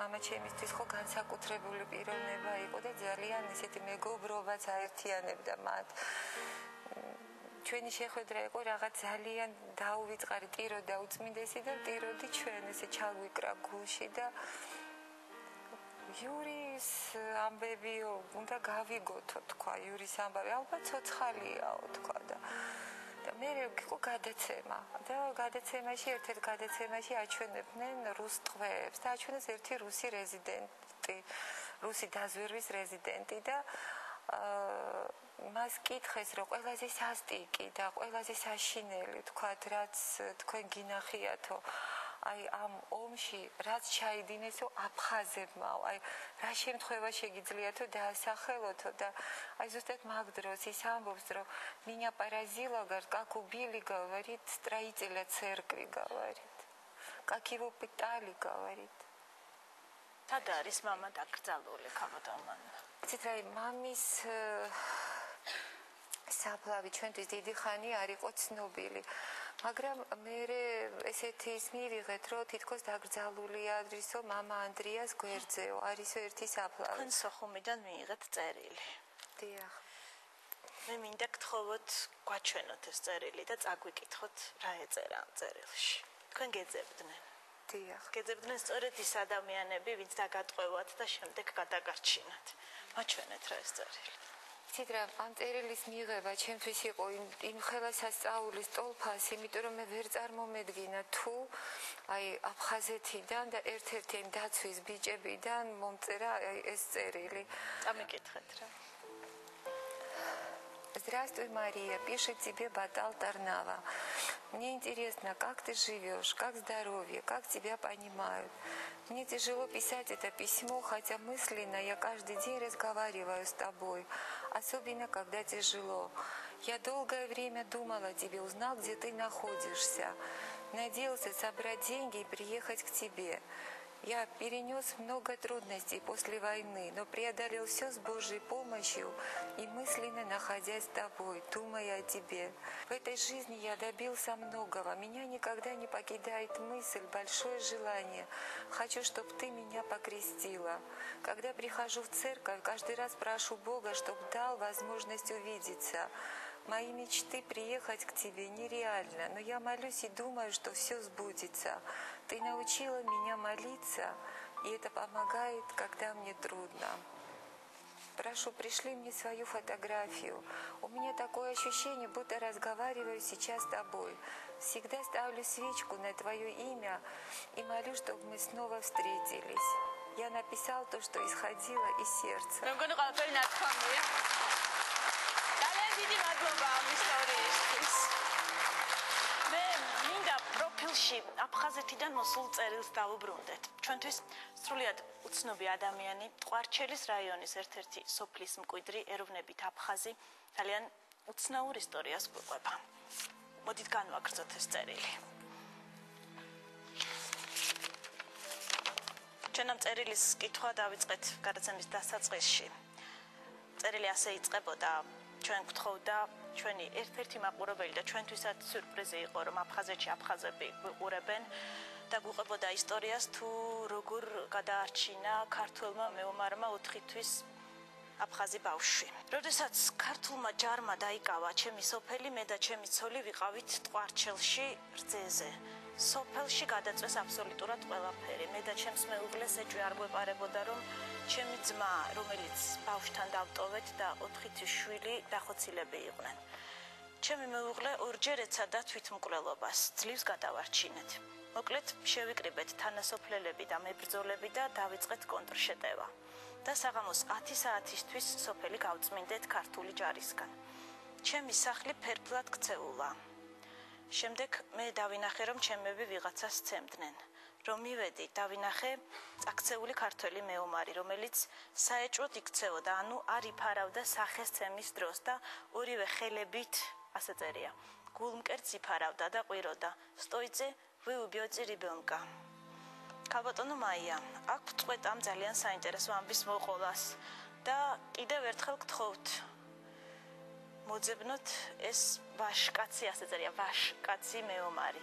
მაგის საქციელმა ათობით ქართველ ტყვეს აჩუქა სიცოცხლე. ჩემი და ჩემი თანასოფლელების დიდი სურვილია, როგორც აქ, ისე თქვენთან იცოდნენ, თუ როგორ გადამირჩინა მოსისხლე მტერმა შვილი. წერილში მხოლოდ მისი სახელი ეწერა, პეტრე. ჩვენ ვიპოვნეთ ეს ადამიანი. გავიდა წლები და ქართველი მეომარი, რომელმაც ომის დროს 4 თვის აფხაზი ბავშვი გადაარჩინა, მისი ნათლია გახდა. მათ დღემდე აქვთ ურთიერთობა. ისინი დღემდე ერთმანეთს ხვდებიან. გადაცემაში მონაწილეობის მიღებაზე ბატონი პეტრე იმ შემთხვევაში დაგვთანხმდა, თუ მაყურებელი მის სახეს ვერ დაინახავდა. მხოლოდ იმიტომ, რომ იქ აფხაზეთში მის ნათლს პრობლემები არ შეექმნას. მოდით მოусმინოთ მას. პატარა ჯგუფი ესე მე და 3 კაცი მომყოფოდა მე. შევდივართ ერთ სახლში, გამოვდივართ სუფთა ესე იგი სახლი, არავინ არ არის, ის სახლი იწვება. არა იმიტომ რომ ჩვენ რაღაცა ვანდალიზმი გვინდოდა. უბრალოდ რომ არ ყოფილიყო მარადიორობა. პირდაპირ მაგას სახლში უკვე რო შევედი, ხედავ რომ სპალნაში კაცი გდია დაბლამ და ესე აქ ხელები აქ ლოგიზე და თითქოს ეკაჩება ლოგის რა. ნუ ის გადავატრიალე ფეხით, მეთქი მყარი იყო. და როგორ უკვე გამოვდიოდი აქედან და იმ ბიჭებმა ჩემთან ერთად ვიცვიღეს ხო ნახეს რომ მყარია, გავდივართ. значит რომ გამოვდიოდით რაღაცა ხმა შემომესმა ფაცხაფუცხზე რაღაცა ისეთი რა და მე ვფიქრე ალბათ ეს ცოცხალია. და რომ მივედი ამ კაცთან მივახლოდი ლოგინი გაირყა პატერათი. საბანი რომ მოხსენი ხედავ გოდი პატარა ბავში პილიონკაში გახვეული. მოვკიდი ამ ბავშვს ხელი ამ ბრონეჟილეთში ჩავდი და გადავკეთე და ნუ გამოურბივა რა. ვიცი რომ ეს ამას ახლა უნდა ეს და დაიწყეს რა უკვე. ვერც იქით მივდივარ ჩემისკენ, ვერც იქით, ანუ ჩავჭი შუაში. მოკლედ ეს ბავში თავს ვერ იმაგრებს. ეს დორბლი ჩამოდის აქ მაწვეთავს. მე ისე ცუზე ვეთამაშებოდი. მაგრამ საოცრება ის იყო რომ არც ტირილი დაიწყო ამ ბავშვმა. და ხედავ რომ უკვე შემოვიდნენ ეს აფხაზები, კაზაკები, ადიღეელები მოკლედ. ნუ ყველა მხრიდან რომ შემოვიდნენ, კი დამიჭირეს მეც იქ დაწოლილი. დამიწყეს ცემა ტყეპა. მიტყავენ აბა იქ და ეხლა ერთი რამე მქონდა რომ ბავშვ თავში არ ჩაარტყან ეს ავტომატის კონდახი. ერთ ხელს თავზე ვაფარებ, მეორე ხელსაც ვაფარებ და თავი მაგ ჩარგული აი ასე. ნუ ველოდები წამებს, აი წამის მიეთედები რომ ეს რომ გაჩერდნენ ან დაიღალონ ცემით და ამ ლიპუჩკაზე რო არ უცებ მოხსნი და მივაწვდი ამ ბავშვს და ნუ ბოლო რაც იქნება მე იქნება, მაგრამ ბავშვი ხო გადარჩევა კაცობოდი. როგორც იქნება ეს დროც მოვიდა, წამები ვიხელთე რომ რაღაც ყიროდი მეთქი, ნუ ვიტაკრიბიონ გუბიოთი, ნუ სტოიცი მეთქი, ნუ იქეთი ამ ხო და მოკლედ ეს ბავშვი როგორც იქნა მივაწოდე ამათ ვისაც მივაწვდი ის კი დავინახო რა ნუ კან გადააწოდა ვიღაცას ეს მოვასწარი რომ ნუ ბავშვი გადააწვა მე დავიფარე ხელი ესე და всё ნუ მეთქი მომკლავენ ხომ მომიერდა ვიღაცამ გაყარა ეს ხალხი იქით აქეთ წამომაყენა არც ახლა დასისხლიანებული ვიყავი გასაგებია ხო და არც მომერიდა პირდაპირ გადამკოცნა გადამეხვია რა ვიცი ჯერ შოკში ვიყავი კაცო წამიყვანეს ათარა არმენიანსკაიაში იქ თაზე იყო ესეთი აუღებელი სოფელი რა. და თუმცა აღმოჩნდა ეს მამამისი, ვისაც ეს ბავშვი მიაწოდეს. მამამისი და მისი დედა თუმე წყარჩელში მიდიოდნენ, თუმე მიდიან რომ აიღონ ძეზე, ფხილზე და იქიდან მოქონდათ რაღაცები. და დაუტოვიათ ეს ძმა ამ სახლში. და მე ერთ სოფლელები ხო გაიქცნენ, რომ შევიდა ქართული ჯარი და რაღაცა. და ხო ჩაიტანეს ამბავი, რომ სო შენი სახლიც დაიწვა და იქიდან გამოგცეული ვერავინ ვერ ამნახეთ რა. ანუ ეგონა რომ ეს შვილი და ეს მისი ისაც ჩაიწმენ. და რომ მოხდა ეს ბავშვი ცოცხალია. პირდაპირ გეუბნებით რომ არავის არ გაცვალეს. პირდაპირ ეს დაჭრილებიც მისცეს, დახოცილებიც. და ანუ მე იმ ბავშვი ცოცხალი ვაჩვენე და იმ ბავშვმა იმ წუთში დამიბრუნა სიცოცხლე. უკან. მე დამთავრდა ეს ავაცახსენებელი ომი ყველაფერი და ხვდებით ერთმანეთს, ავით ის ბავშვიც მოუნათლეს.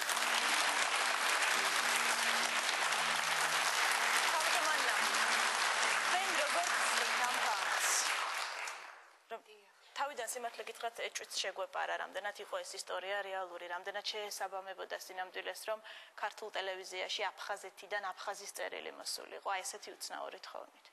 რამდენად გავს ეს ყველაფერი რეალობას? იცით რა, მე მაგალითად არ ვთვლი, რომ ეს უცნაურია.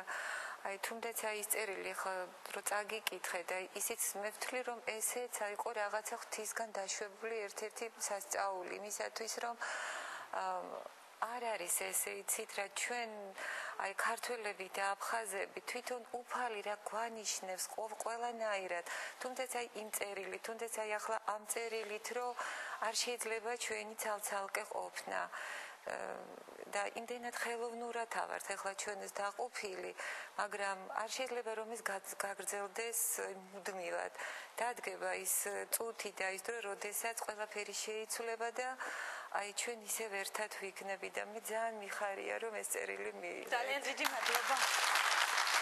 ისინი 17-ნი იყვნენ. 17 მთელი რუსული ბატალიონი ელმებოდა. შემდეგ ეს ამბავი რუს სამხედროებში ლეგენდასავით გახსოვდა. ბრძოლის შემდეგ ერთ-ერთი რუსი ოფიცერი იტყვის. ისე იბრძოდნენ, არ გვეგონა თუ მარტო 17-ნი იყვნენო. ეს უკვე სულ სხვა, ახალი ომის ამბავია. გელოდებით რეკლამის შემდეგ.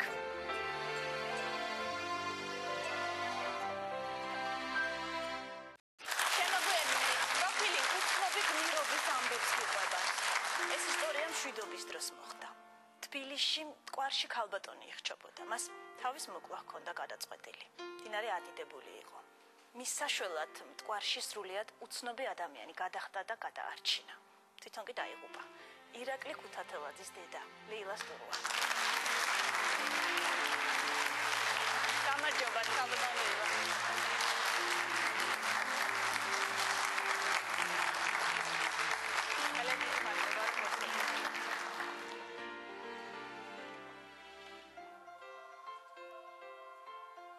კაპიტანელა მე მინდა გთხოვოთ გვიამბოთ თქვენი ვაჟის შესახებ. მტკვარში ახალგაზრდა გოგო გადახტა. თუმცა მას შეატყობინეს რომ დახმარება სჭირდებოდა. მან პასუხი გასცა. მე მივდივარ შემთხვევის ადგილზე. ის არც დაფიქრებულა, მას წასაწყის გახდაც კი არ უნდოდა, მხოლოდ მოიხსნა იარაღი. ამოიღო საბუთები და ტანსაცმლით ხდებოდა. თავის მათანაშემზე, რომელიც მას ამუშავებდა, მან ძალით გახადა საროჭკა. გავკვეულ დროის მანძილზე ის მისდევდა ამ გოგოს გადასარჩენა და თან ეუბნებოდა თურმე, რომ მე შეგიშველი ხელი არ მომკიდო. გარკვეული დრო გავიდა დაახლოებით საათნახევარი, იცურა ჩემმა შვილმა ეს გოგო მოიყვანა. ადგილზე ალბათ იცოდა მან მტკვრის ყველა კუთხე კუნჭული და ის გოგო გადაარჩინეს. ჩემი შვილი იმ წუთში ნამდვილად ცოცხალი იყო, აზე იყო თუ არა, არ ვიცი, მაგრამ ის ყალბმა ისევ ჩააბრუნა თურმე და ჩააგდო. თქვენ როგორ ხსნით თქვენი ვაჟის აქციას? რატომ გააკეთე? ყველა ამას ვერ შეძლება. არა, ვერ შეძლება, ეს ბუნებით იყო ასეთი. მეც რომ მომეშალა, ვთქვათ, რომ დედა ვარ და შვილს ვერ გავწირავდი. იოლად თქვათ მართალია სხვის გადასარჩენად, მაგრამ მაინც დედავარ და თავშევი გავდი, ეს არ დამიჭირებდა. იმას გააკეთებდა ის, რასაც გული უკან ნახება. ის იყო ნამდვილი ადამიანი, მას ბევრი სიკეთეა გაკეთებული. ძალიან დიდი მადლობა. ხოთ მივესალმოთ. დაღუპული პატრულის მეუღლე და შვილები. გამარჯობა.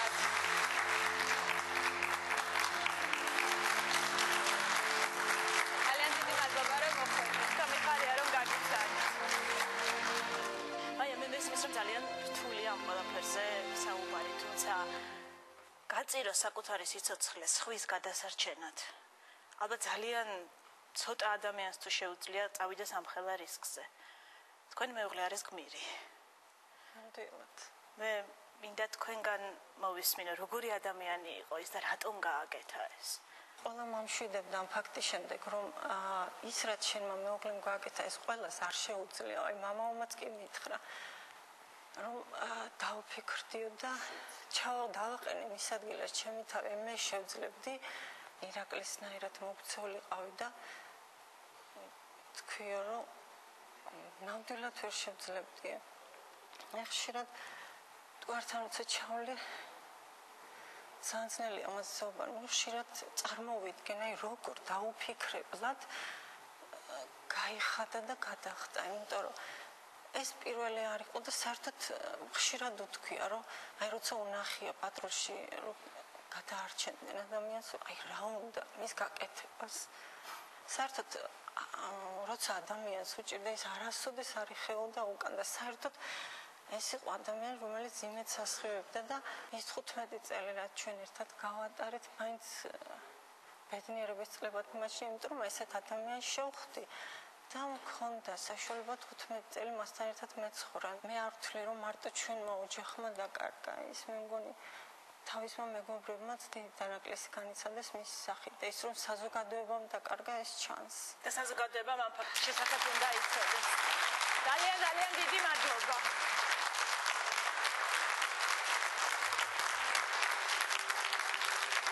შინდისში არის ერთი ადგილი, სადაც უკვე 1 წელია შინდისელები ჯვრებს, ხატებს და ყვავილებს აწყობენ. იქ 17 ქართველი მეუღლის დაღუპვის ადგილია. ედმონდ მინაშვილი. გამარჯობა. დიდი მადლობა რომ მოხვედრით ჩვენთან, აგლობთ. ეს უკვე ახალი ომის ისტორია. და თქვენ გადაწყვეტეთ ამ ტრაგედიის შესახებ გადაგეღოთ ფილმი. მაყურებელმა ამის შესახებ ძალიან ცოტა თუ იცის. რა მოხდა შინდისში? მე მინდა გთხოვოთ, გვიამბოთ და შემდეგ აგვიხსნათ, რატომ გახდა ეს ამბავი თქვენი ფილმის სიუჟეტი. ეს არის სენაკის მეორე ქვეითი ბრიგადა, სამხედრო საინჟინრო ასეულის ბიჭები, სოფელ კერქცეულადამ 11 აგვისტოს, როდესაც უკვე ფაქტიურად ომი დამთავრებული იყო და მოლაპარაკება მიდიოდა ხელისუფლებას შორის, ჩვენსა და რუსეთს შორის, რომ ცეცხლი შეწყდებოდა, ომი აღარ იქნებოდა. აი ამ დროს სოფელ კერქცეულაში იყო ეს შეკრება, საიდანაც უნდა გამოსულიყვნენ ეს ბატალიონის ბიჭები, 35 მანქანა თუ არ ვცდები კოლონა გამოდიოდა სოფელ შინდისის გავლით, ჩამოვიდნენ გორში და დაადგებოდნენ სენაკის გზას. რომ ჩამოიარა რუსების კოლონამ, ქართული დროშები ჰქონდათ. ტანკებს, რუსულ ტანკებს ჰქონდათ ქართული დროშები. ეს იმას ნიშნავს, რომ აქ ცოტა შემოტყუების ფაქტორი იყო, ანუ ბიჭები იყო, ბიჭებს უწყობდნენ ჩასაფრებას სოფელ შინდისში. და როგორც კი მოუახლოვდნენ სოფელ შინდისს, გახსნის რუსებმა ცეცხლი, იქ იყო დაბანაკებული ძალიან დიდი რაოდენობით რუსი სამხედრო ბატალიონი, ტანკები, ბეტერები ყავდათ, თუ არ ვცდები, პულიმეტები, სნაიპერები ირგვლივ. გახსნეს თუ არა ცეცხლი, აფეთქდა პირველი მანქანა, 5 კაცი ადგილზე არის დაღუპული და რამოდენიმე ბიჭს წარმოიდგინეთ, ახლა სრული პანიკა მოხდებოდა იქ. ხდება სრული აბსოლუტური პანიკა, გაუგებრობაში ეს ქართველი ბიჭები მოდიან სახლში უბრუნდებიან თავმჯდომლებს და ამ დროს საერთოდ გაუგებრობაში მოხვდნენ. გაუხსნეს ცეცხლი რუსებმა, აფეთქეს მანქანა და 12 და სადღაც 15 კაცი რკინიგზის იქეთ გადავიდა და გაუწიეს წინააღმდეგობა, სადღაც საათი და 20 წუთი იყო ეს ორხრივი შეტაკება. ბიჭებს აქვს აი როგორ გითხრათ, აი ძალიან გმირულად ნაბრძოლი. ფაქტიურად ბატა 1-10-ზე იბრძოდა, ბატალიონს ებრძოლებოდა ეს ქართველები. ჩვენ გავზომეთ ეს საომარი ტერიტორია და არის 75 მეტრის რადიუსზე. ანუ ძალიან ახლოს, ფაქტიურად ალყაში ყავდათ ეს ბიჭები. და ხდება შემდეგი რამ. უკვე ბიჭების ნახევარი უკვე დაღუპულია, დახოცილება ნამდვილად დაჭრილი არის. ესეთი ფაქტი მე იქ რაც მოხდა, არც არ მეწამიკითხავს, არც მინახავს, არც გამიგონია და არ ამგონია რომ ეს ქართველის გარდა ვინმე გააკეთოს ესეთი რამ. მე ვამახვილებ ყურადღებას ალექსანდრე ონიანის გმირობაზე, სადაც აი ამ ტერიტორიაზე მუხლებზე დაჩოქილს ყავდა მუხლებზე დაწუნილი თავისი ნათლული რომან ზოიძე დააჭრილი, რომელიც ციცხვიდან იცლებოდა და ვერ გამოყავდა იქიდან არ დატოვა თავისი ნათლული და აკეთებს რას როგორ გმირობას. ბიჭებს ეძახს, ვისაც ჩემი ხმა გესმით, რომ ძალიან გთხოვთ, არც ერთი არ ჩაბარდებთ რუსებს, არც ერთმა არ მოკრეთ ტრის ტყვით მოხოხდით ჩემთან და ერთად ავიფეთქოთ თავები და მამა უჩვენო წაიკითხა. ჯერ მდუდაო რომ მამაოს დაკავშირებოდაო, ტელეფონი აიღო და მოგეხსენა მაშ გადატვირთული იყო ეს ხაზები და ვერ დაუკავშირდა მამაოს და მაღლა წაიკითხა მამა უჩვენო იმეორებდა ეს დაჭრილი ბიჭები, ბოლოს აიყვანა სხვათა შორის თავის ნათლულის და ეს ბიჭი დაჭრილებიც ეძახდნენ რომ არ ქნა, ალეკო ეს არ გააკეთო, წადი გაიქეცი, დაგტოვე, ჩვენ საფლავზე მაინც მოხვალ და ჭიქაღვინოს აწევ, შენ შეგიძლია რომ აქედან გახვიდე და ამას არ აკეთებს ონიანი. მე აქედან ცოცხალი არ გავარდო, სხვათა შორის ჩვენ ოჯახში ჩავედით, დედისთვის დაუბარებია. დედაო, მე ომშიო, თუ ერთი ძმაკაცის დამეღუპა და დამეკარგა, მე არ დამელოდოთ. მე ცოცხალი არ ჩამოვალო.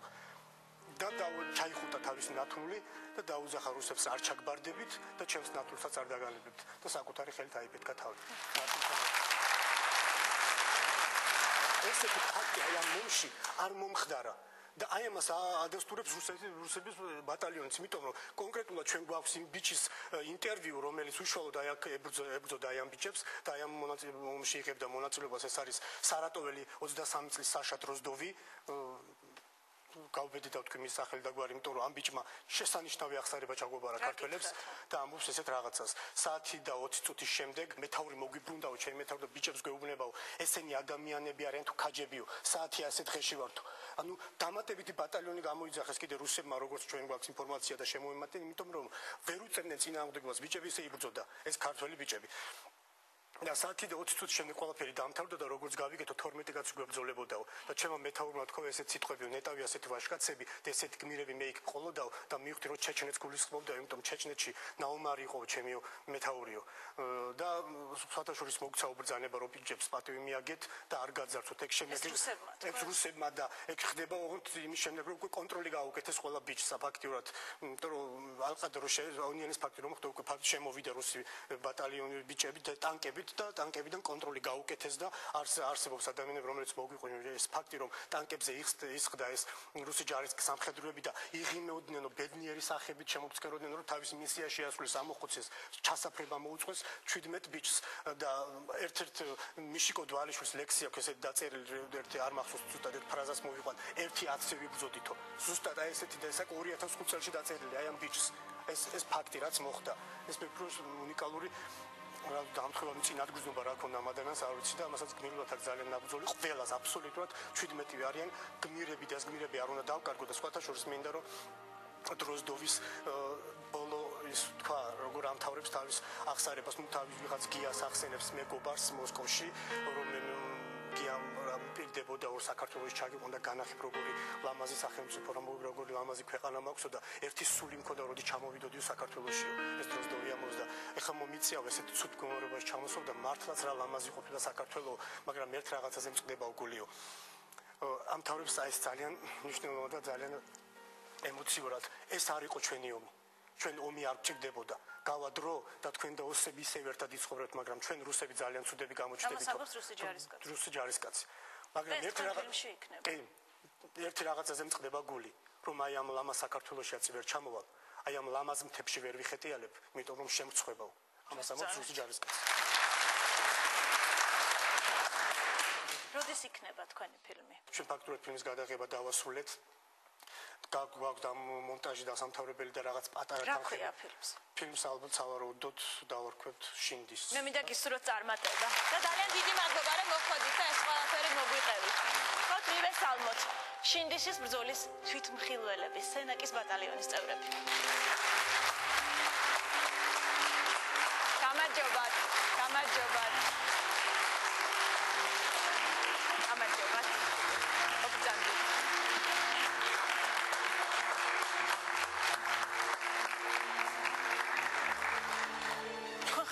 ჩვენთვის თვითმხილველები. მე პირდაპირ გითხავთ, რა ნახეთ?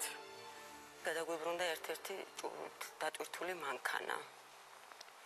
მოყვა შიგნით მძღოლი, რა თქმა უნდა და კიდევ ერთი ჯარისკაცი, რომელსაც ელოდებოდათ აუცილებლად წუთი-წუთზე კი რა იწამიწამზე გათვლის სიკვდილი. გავტეხეთ მანქანის შუშები, მძღოლი ადვილად ამოვიყვანეთ შედარებით, ვიდრე მეორე ჯარისკაცი. მძღოლს ჰქონდა მარტო შუბლზე ნაკაცი და ეს ჯარისკაცი იყო რაღაცა საშინლად გაჭედილი მანქანაში, რუგზაკებში იყო და რაღაც იქ პარალელური სამხედრო აღჭურვილობა რაც არის და ვფიქრობდი მარტო იმაზე, რომ აი მანქანა არ აფეთქდეს და არ დაიღუპოს ეს ჯარისკაცი. როგორც იქნა ეს ყველაფერი, მე თოკით ჩამომაწოდეს თოკი ამ ჯარისკაცს მომაბით და ამოვაზრინეთ ჯარისკაცს. დიდი მადლობა. ბიჭებო, თქვენს მომიყევით რა. თქვენ ეს ყველაფერი ნახეთ. ყველაფერი ნახეთ, თან ვიბრძოდით და აი მიამაყება რომ ალეკოსთან და რომანისთან ერთად გვერდით ვიბრძოდით. როცა დავიჯერე, ალეკომ შემამჩნია, გამოვარდა, მიმიყვანა, დამაწვინა და მეუბნება ნუ გეშინიათ სანოს უყველა ერთად ავართ და რაღაცას ვიზავთ, გავართ. აგენ ოთარის გვერდით იყო, ჩემ გვერდით ეს დაჭრილი გაიყვანა. ალეკოს ერთი ტყვიაც არ ქონდა მოხვედრილი. და ამ დროს რაღაც 80 მეტრა იქნებოდა 100 მეტრა მოგვადგნენ რუსები ტანკებით მოგვადგნენ და არც ჩამოსვლან დაბლა ალბათ ჩემი აზრით ალეკოს აყვანა უნდათ ტყვეთ. და ერთი ეს გავიგეხლა რომ ვიწექი ესა ჯერ ლოცვა წავიკითხეთ მანამდე ყველაფერი და სიტყვები მესმის ალეკოსი და ტყვეთ არ ჩაგვარდებით მაინც და თავის ნათლული ჩაიხუტა და აიფეთქა თავი და ასე დამთავრდა რა ეს. არა და თქვენ გადაგარჩინეთ. ჩვენ გადავრჩით, ჩვენ მეძახოდით არ გინდა ალეკო არ გააგებინა.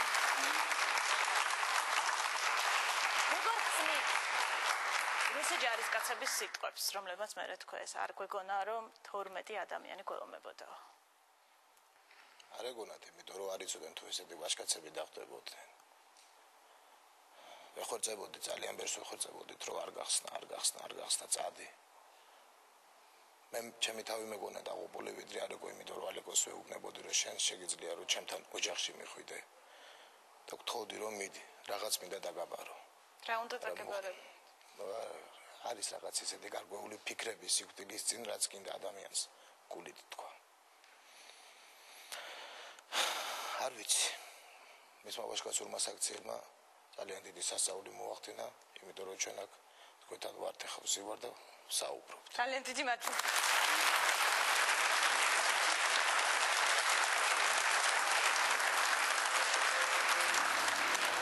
ძალიან მალე შინგიზში მემორიალი გაიხსნება. 17 დაღუპული მეომრის სახელზე. სოფო ჩხიკიძე ყოფილი ბრძოლის ველიდან.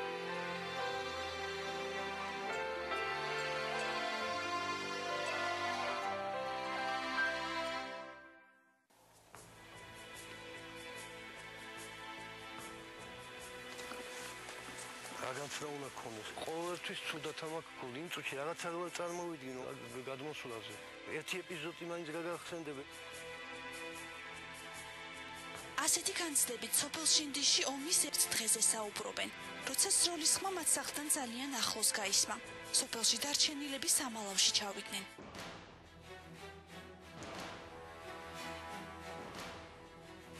რო შემოვედით, ბუზის გაფრენა ისმოდა. ისეთი გვეგონა რომ დაგხოცავდნენ. იმის შემდეგ აღარ ვარ კი ვარ, სულ მტკივას ყველაფერი თავისგან გალიცხო და მჩემდა. რამდენიმე წუთში მინდორი რკინიგზის სადგურთან ბრძოლის ველად იქცა. იმ დღეს 11 აგვისტო იყო. კრუგომ აი ესე რა, სულ რუსები იყვნენ. და იქიდან ესწრებოდნენ ჩვენ ბიჭებს. აი εκεί და ედგას პულიმიოტი, ეხა კაკალი იდგა. ხო და მოჭაგეს და მასკიროვკას ავით აქონდათ გაკეთებული. სამიზნე ქართველები იყვნენ. ჯვარედინის შეტევის შედეგად ცოცხალი არავინ უნდა გასულიყო. ბრძოლა საათზე მეტხანს გაგრძელდა. მომგებიან პოზიციებზე დაბანაკებულ მტერს წინააღმდეგობას 17 ქართველი უწევდა. 45 წუთი ბეტერებს ესროდნენ ავტომატებით. გადარჩენის შანსი ნახდათ არის. წყვეთო ჩაბარებოდნენ და ისინი ყოფილიყვნენ ლაჩრები და მშიშრები. შეიძლებოდა გადარჩენა, მაგრამ ვაჟკაცოდაც მოიქცნენ. ამაზე არავის უფიქრია. მტერმა დამხმარე ძალა გამოიძახა. მათ არ ეგონათ თუ ასეთ წინააღმდეგობას რამდენიმე ბიჭი უწევდა. ეს 17 ქართველი მებრძოლის ბოლო კადრებია. შეტაკებიდან რამდენიმე საათით ადრე გადაღებული. თავარი ბრძოლა ჯერ კიდევ წინ იყო. ფინავები რო დაბლა იყვნენ უკვე ყურებზე ესე ვშრობოდით ხილებსა, რომ ხდებოდით, რომ დაჭრილებს კონტროლი გაუკეთეს. მალე სროლა შეწყდა. სოფელი სამალავიდან გამოვიდა. ბადრი რამდენიმე თანასოფლელთან ერთად იმ მხარეს გავიდა, საიდანაც ხმაური ისმოდა. შინდისის რკინიგზის სადგურზე საშინელი სურათი დახვდათ. ორი მიცვალებული აქ იყო. ერთი აიქ. აი ამ ადგილზე იყო გაბუნია, ყველაზე ზდაროვი, აიქ უნდა გადახტომილიყო, ალბათ ვერ გადახტა და ეგრე ნათქვიერები.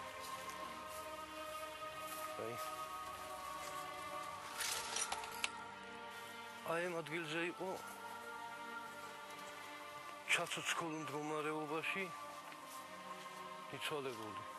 კიდევ აი იქ ქონა ხელები და აიგერაიქ ჯვართან ონიანმა აიფეთქა თავი. ონიანს გმირობის თავისი ისტორია აქვს. დაჭრილი ნათლული და დაღუპული მეომრები ბოლომდე არ მიატოვა. როცა ტყუია წამალი გაუთავდა, მამაო ჩვენო წაიკითხა და საკუთარი თავისთვის შემონახული ბოლო ყუმბარაც გახსნა. დაჭრილი იყო ზოიძე, არტერია ქონა გადაჭრილი თურმე. ასკოლტით და შანსი არ იყო იმის გადარჩენა. ხო ნახა ეს ონიანი შინაურები ყოფილან. ჩაეხუტა და აიფეთქა თავი. ცოცხალი მხოლოდ ორი ქართველი გადარჩა. ძიმედ დაჭრილი ჯარისკაცები ბრძოლის ველიდან ბადრიმ გამოიყვანა და მოსახლეობაში შეაფარა. აქ ყველა სახსოვს შინდისელი ქალის გმირობა. როგორ გადაიფარა ცოცხალ მკვდარ ჯარისკაცს, რომ დაზვერვაზე შემოსული ვერტმფრენიდან ქართული ფორმა არ დაენახათ. ეს იყო მირზა ქუთაისელი ბიჭი იყო. გამოიყვანეს ეს ბიჭი და ეს რა ქვია, წამოვიდნენ თვითფრინავები წამოვიდა იქედან ტანკების კოლონა წამოვიდა. შიში საერთოდ არ მქონია. ასე ვიყავი ზუსტად ჩაცუცქული ეს ბიჭიც მეძახდა გაიქეცი, მაგრამ არ ვიცი რა დამემართა იმ წუთში რანაირად გავქვავდი. აი თითქმის გონება გამეთიშა და მაღლა ვიცქირებოდი. ნაუმარ სოფელში რკინიგზის სადგური 17 ქართველი ჯარისკაცის გმირობის ადგილად იქცა. ბრძოლის ველზე გაფანტული საბრძოლო და პირადი ნივთების ნარჩენები აქ ერთად შეკრიბეს. ასე ერთი ჩვეულებრივი კუთხე ისტორიის ცოცხალ მუზეუმად იქცა. 17 ჯარისკაცის გმირობის ამბები კი მთელ სოფელს ლეგენდებად მოედო. შინდისში დაღუპული 17 მეომრის ოჯახის წევრები, მშობლები, შვილები, მეუღლეები, ყველანი აქ არიან და თქვენ მათ უნდა იცნობდეთ.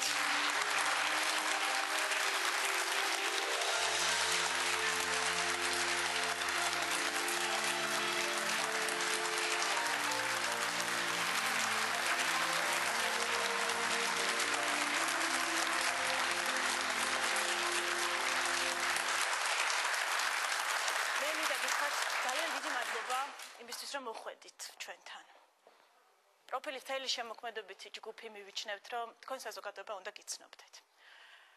მოდით ასე შევთანხმდეთ, გაგვაცანით თქვენი თავი და გვიამბეთ თქვენი ოჯახის წევრის გმირული საქციელის შესახებ.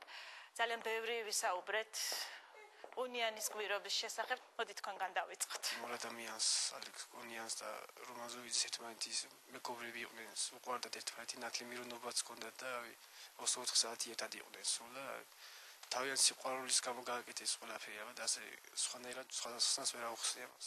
დიდი მადლობა. Рассказать о вашем сыне. Есть люди, которые живут долго на земле, но после себя ничего не оставляют. А мой сын Сулади Руслан жил 24 года. Короткую жизнь, но светлую и прекрасную. Он оставил после себя многое-многое хорошее, как радугу на земле. Он был особенным человеком. С малых лет он отличался от своих товарищей, от своих сверстников и от своих братьев. У меня 3 сына. Все мои 3 сыновья служили в армии. Для Грузии родила солдатов 3. Сама я приезжая женщина, и к моему стыду я не знаю грузинский язык. Но это не важно. Самая главная любовь к этой земле. Я родила и вырастила 3 грузинов. Я хочу сказать, что мой сын был особенным, потому что с малых лет он мечтал стать героем. Он всегда любил рисовать. возьмет деревяшку и, представляете, маленький ребенок, самодельный нож и вот такую фигуру. Понимаете? И самое главное, все вот рисунки, все только про героев войны. Он предсказывал свою судьбу. Такое бывает очень редко на земле. Я приезжая женщина, 3 детей, маленькие дети, нехватка была. Я всегда говорила: боже мой, зачем я здесь? Маленький Руслан подходил до меня и говорил: мама, ты разве не знаешь, почему ты здесь? Ты, мама, приехала сюда, чтобы меня родить, вырастить, а меня на войне убьют. Трудно вспоминать о моем сыне. Я оплакиваю своего сына день и ночь.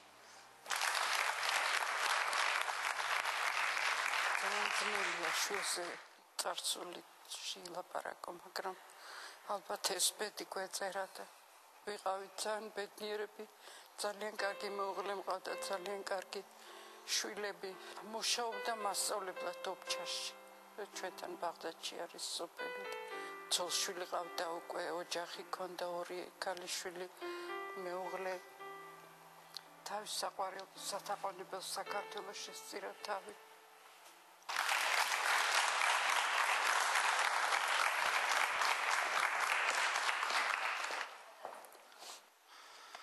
რა ვიცი, ამ ბიჭების შესახებ გაუთავებელი ლაპარაკი შეიძლება რა. ამათი გმირობის შესახებ ბევრი თქმა შეიძლება და მე დარწმუნებული ვარ, რომ ქართველი ხალხის მხარდაჭერით ეს ადამიანები ისტორიას ძალიან დიდხანს შემორჩებიან. ძალიან დიდი მადლობა. მე ჩემი ძმა ერთად წავედით ამში, ჩემი ძმა ფიზიკურად ძლიერი იყო. სულ ყველა იმას ეუნებოდა, რომ აი არ ვარჯიშობ კახა და აი როგორ აგაკ ესეთი ჯანი და ესეთი ძალა. ყველას უყვირდა. გადაწყვიტა, რომ ერთად ყოფილიყავით და ერთად წავსულიყავით. გასაჭირი, ერთად გაგვე დანა, ვიდრე ცალ-ცალ. დიდი მადლობა. ძალიან მიჭირს ჩემს შვილს ლაპარაკი. და მირეკა ბოლოს დედა 2 საათში სახლში ვიქნებიო. ამ ტელეფონის ლაპარაკში თურმე ჩემი შვილი უკვე 1 საათში დაჭრილა. მის გვერდში ვინც იყო მისი ასეულიდან ამხანაგები მეგობრები ბარამია, მელქაძე არ მიუტოვებია ჩემი შვილი და ჩემ შვილთან ერთად დაიხოცე მისი ვიცი.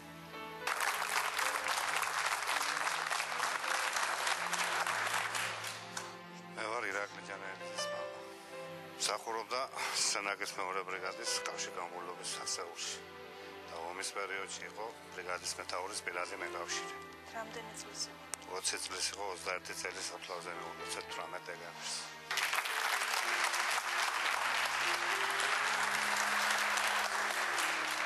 დღეს არის თქვენი მეუღლის დაბადების დღე. დღეს მეუღლეს 25 წელი უნდა შესრულებოდა. 11 აგვისტო იყო ის დღე, რომელმაც ეს 17 ვაჟკაცი ერთი საგმირო საქმის ქვეშ გააერთიანა. ეს პირველი ომი არ იყო, ჩემი მეუღლე აფხაზეთიდან არის. პირველი ომი 12 წლის ამნახა.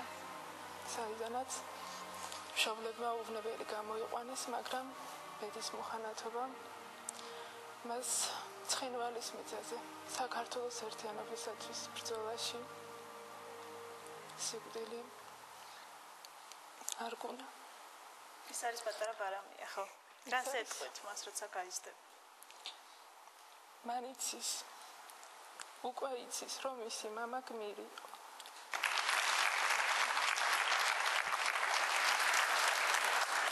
τι ამბობთ თქვენი მეუღლის შესახებ?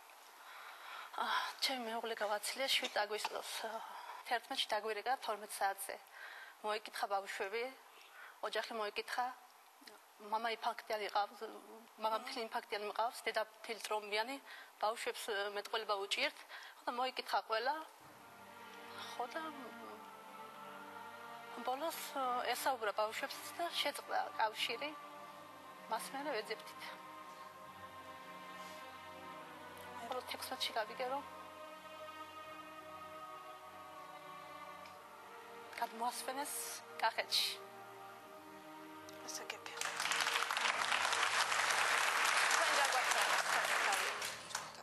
ვეფხიაჭიშკარიანის მეუღლე. მსახურობდა სენაკის მეორე ქვეით ბრიგადაში, იყო კაპიტანი. დღემდე არ ჩანს არც ცოცხალი, არც დაღუპული. არ ვიცი, ალბათ ჩემზე ბედნიერები არიან ესენი, რომ აიციან მაგათი მეუღლეების, შვილების საფლავი მე კიდე. არაფერი არ ვიცი დღემდე.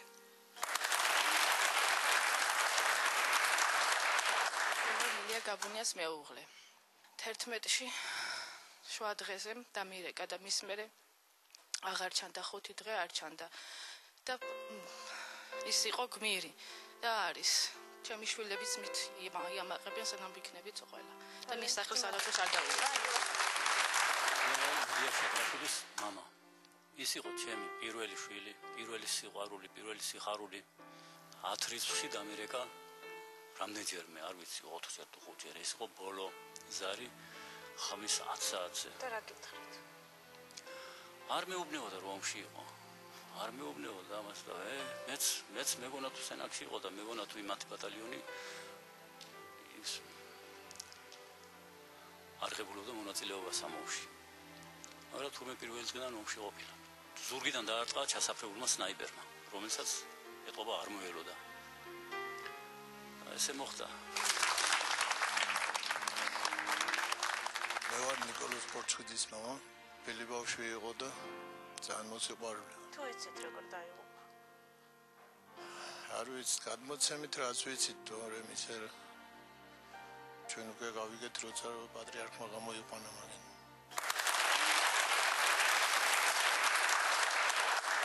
მაგეცად ლევანი იყო 23 წლის. მე მეორე ბიჭი ყავს კიდე ისიც სამხედროა ონვაზიანში მეოთხე ბრიგადაში და ორთავე ერთად წავედნენ 3 დღის ბავშვი დატოვა და წავედა ის. მათე დაიბადა 3 დღის დაბადებული იყო. რომ შემოვიდა ჩემთან პალატაში მითხრა რომ კეთი ხო მაგოცე და ბავშვსაც ვაკოცებ რა. თუ შეიძლება, იმიტომ რომ პატარა რო იყო ხელში ვერ აყავდა, მეშინია. კი ლევანი როგორ არა მაგოცე და წავიდა. ღმერთს ხოდი რომ ცოცხალი დაბრუნებოდა, მაგრამ ის არ მოხდა. მაგრამ მე ვამაყობ რომ მე ვარ ლევან მელქაძის მეუღლე და ჩემი მეუღლე არის გმირი იმ 17 ჯარისკაცთან ერთად. ძალიან დიდი მადლობა.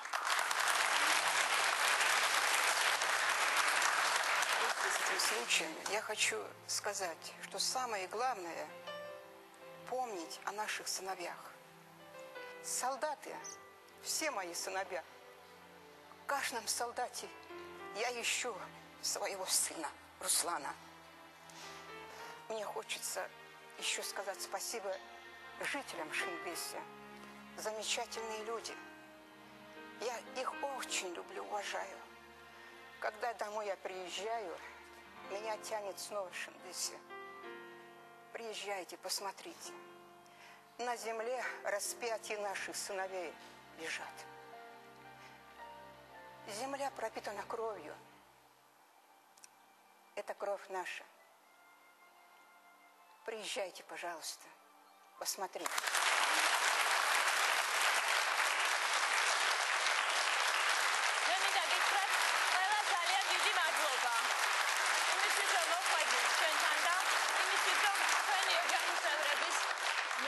ისტორიები მოგვიყევით. ჩვენი დღევანდელი გადაცემის თითქმის ყველა სტუმარი იყო შავებში. მე მესმის რომ ეს არის ძალიან ძიმე სანახავი. ჩვენ ყველას გვესმის რომ ეს რთული მოსასმენია, მაგრამ ეს საქართველოს ისტორიაა. დროებით.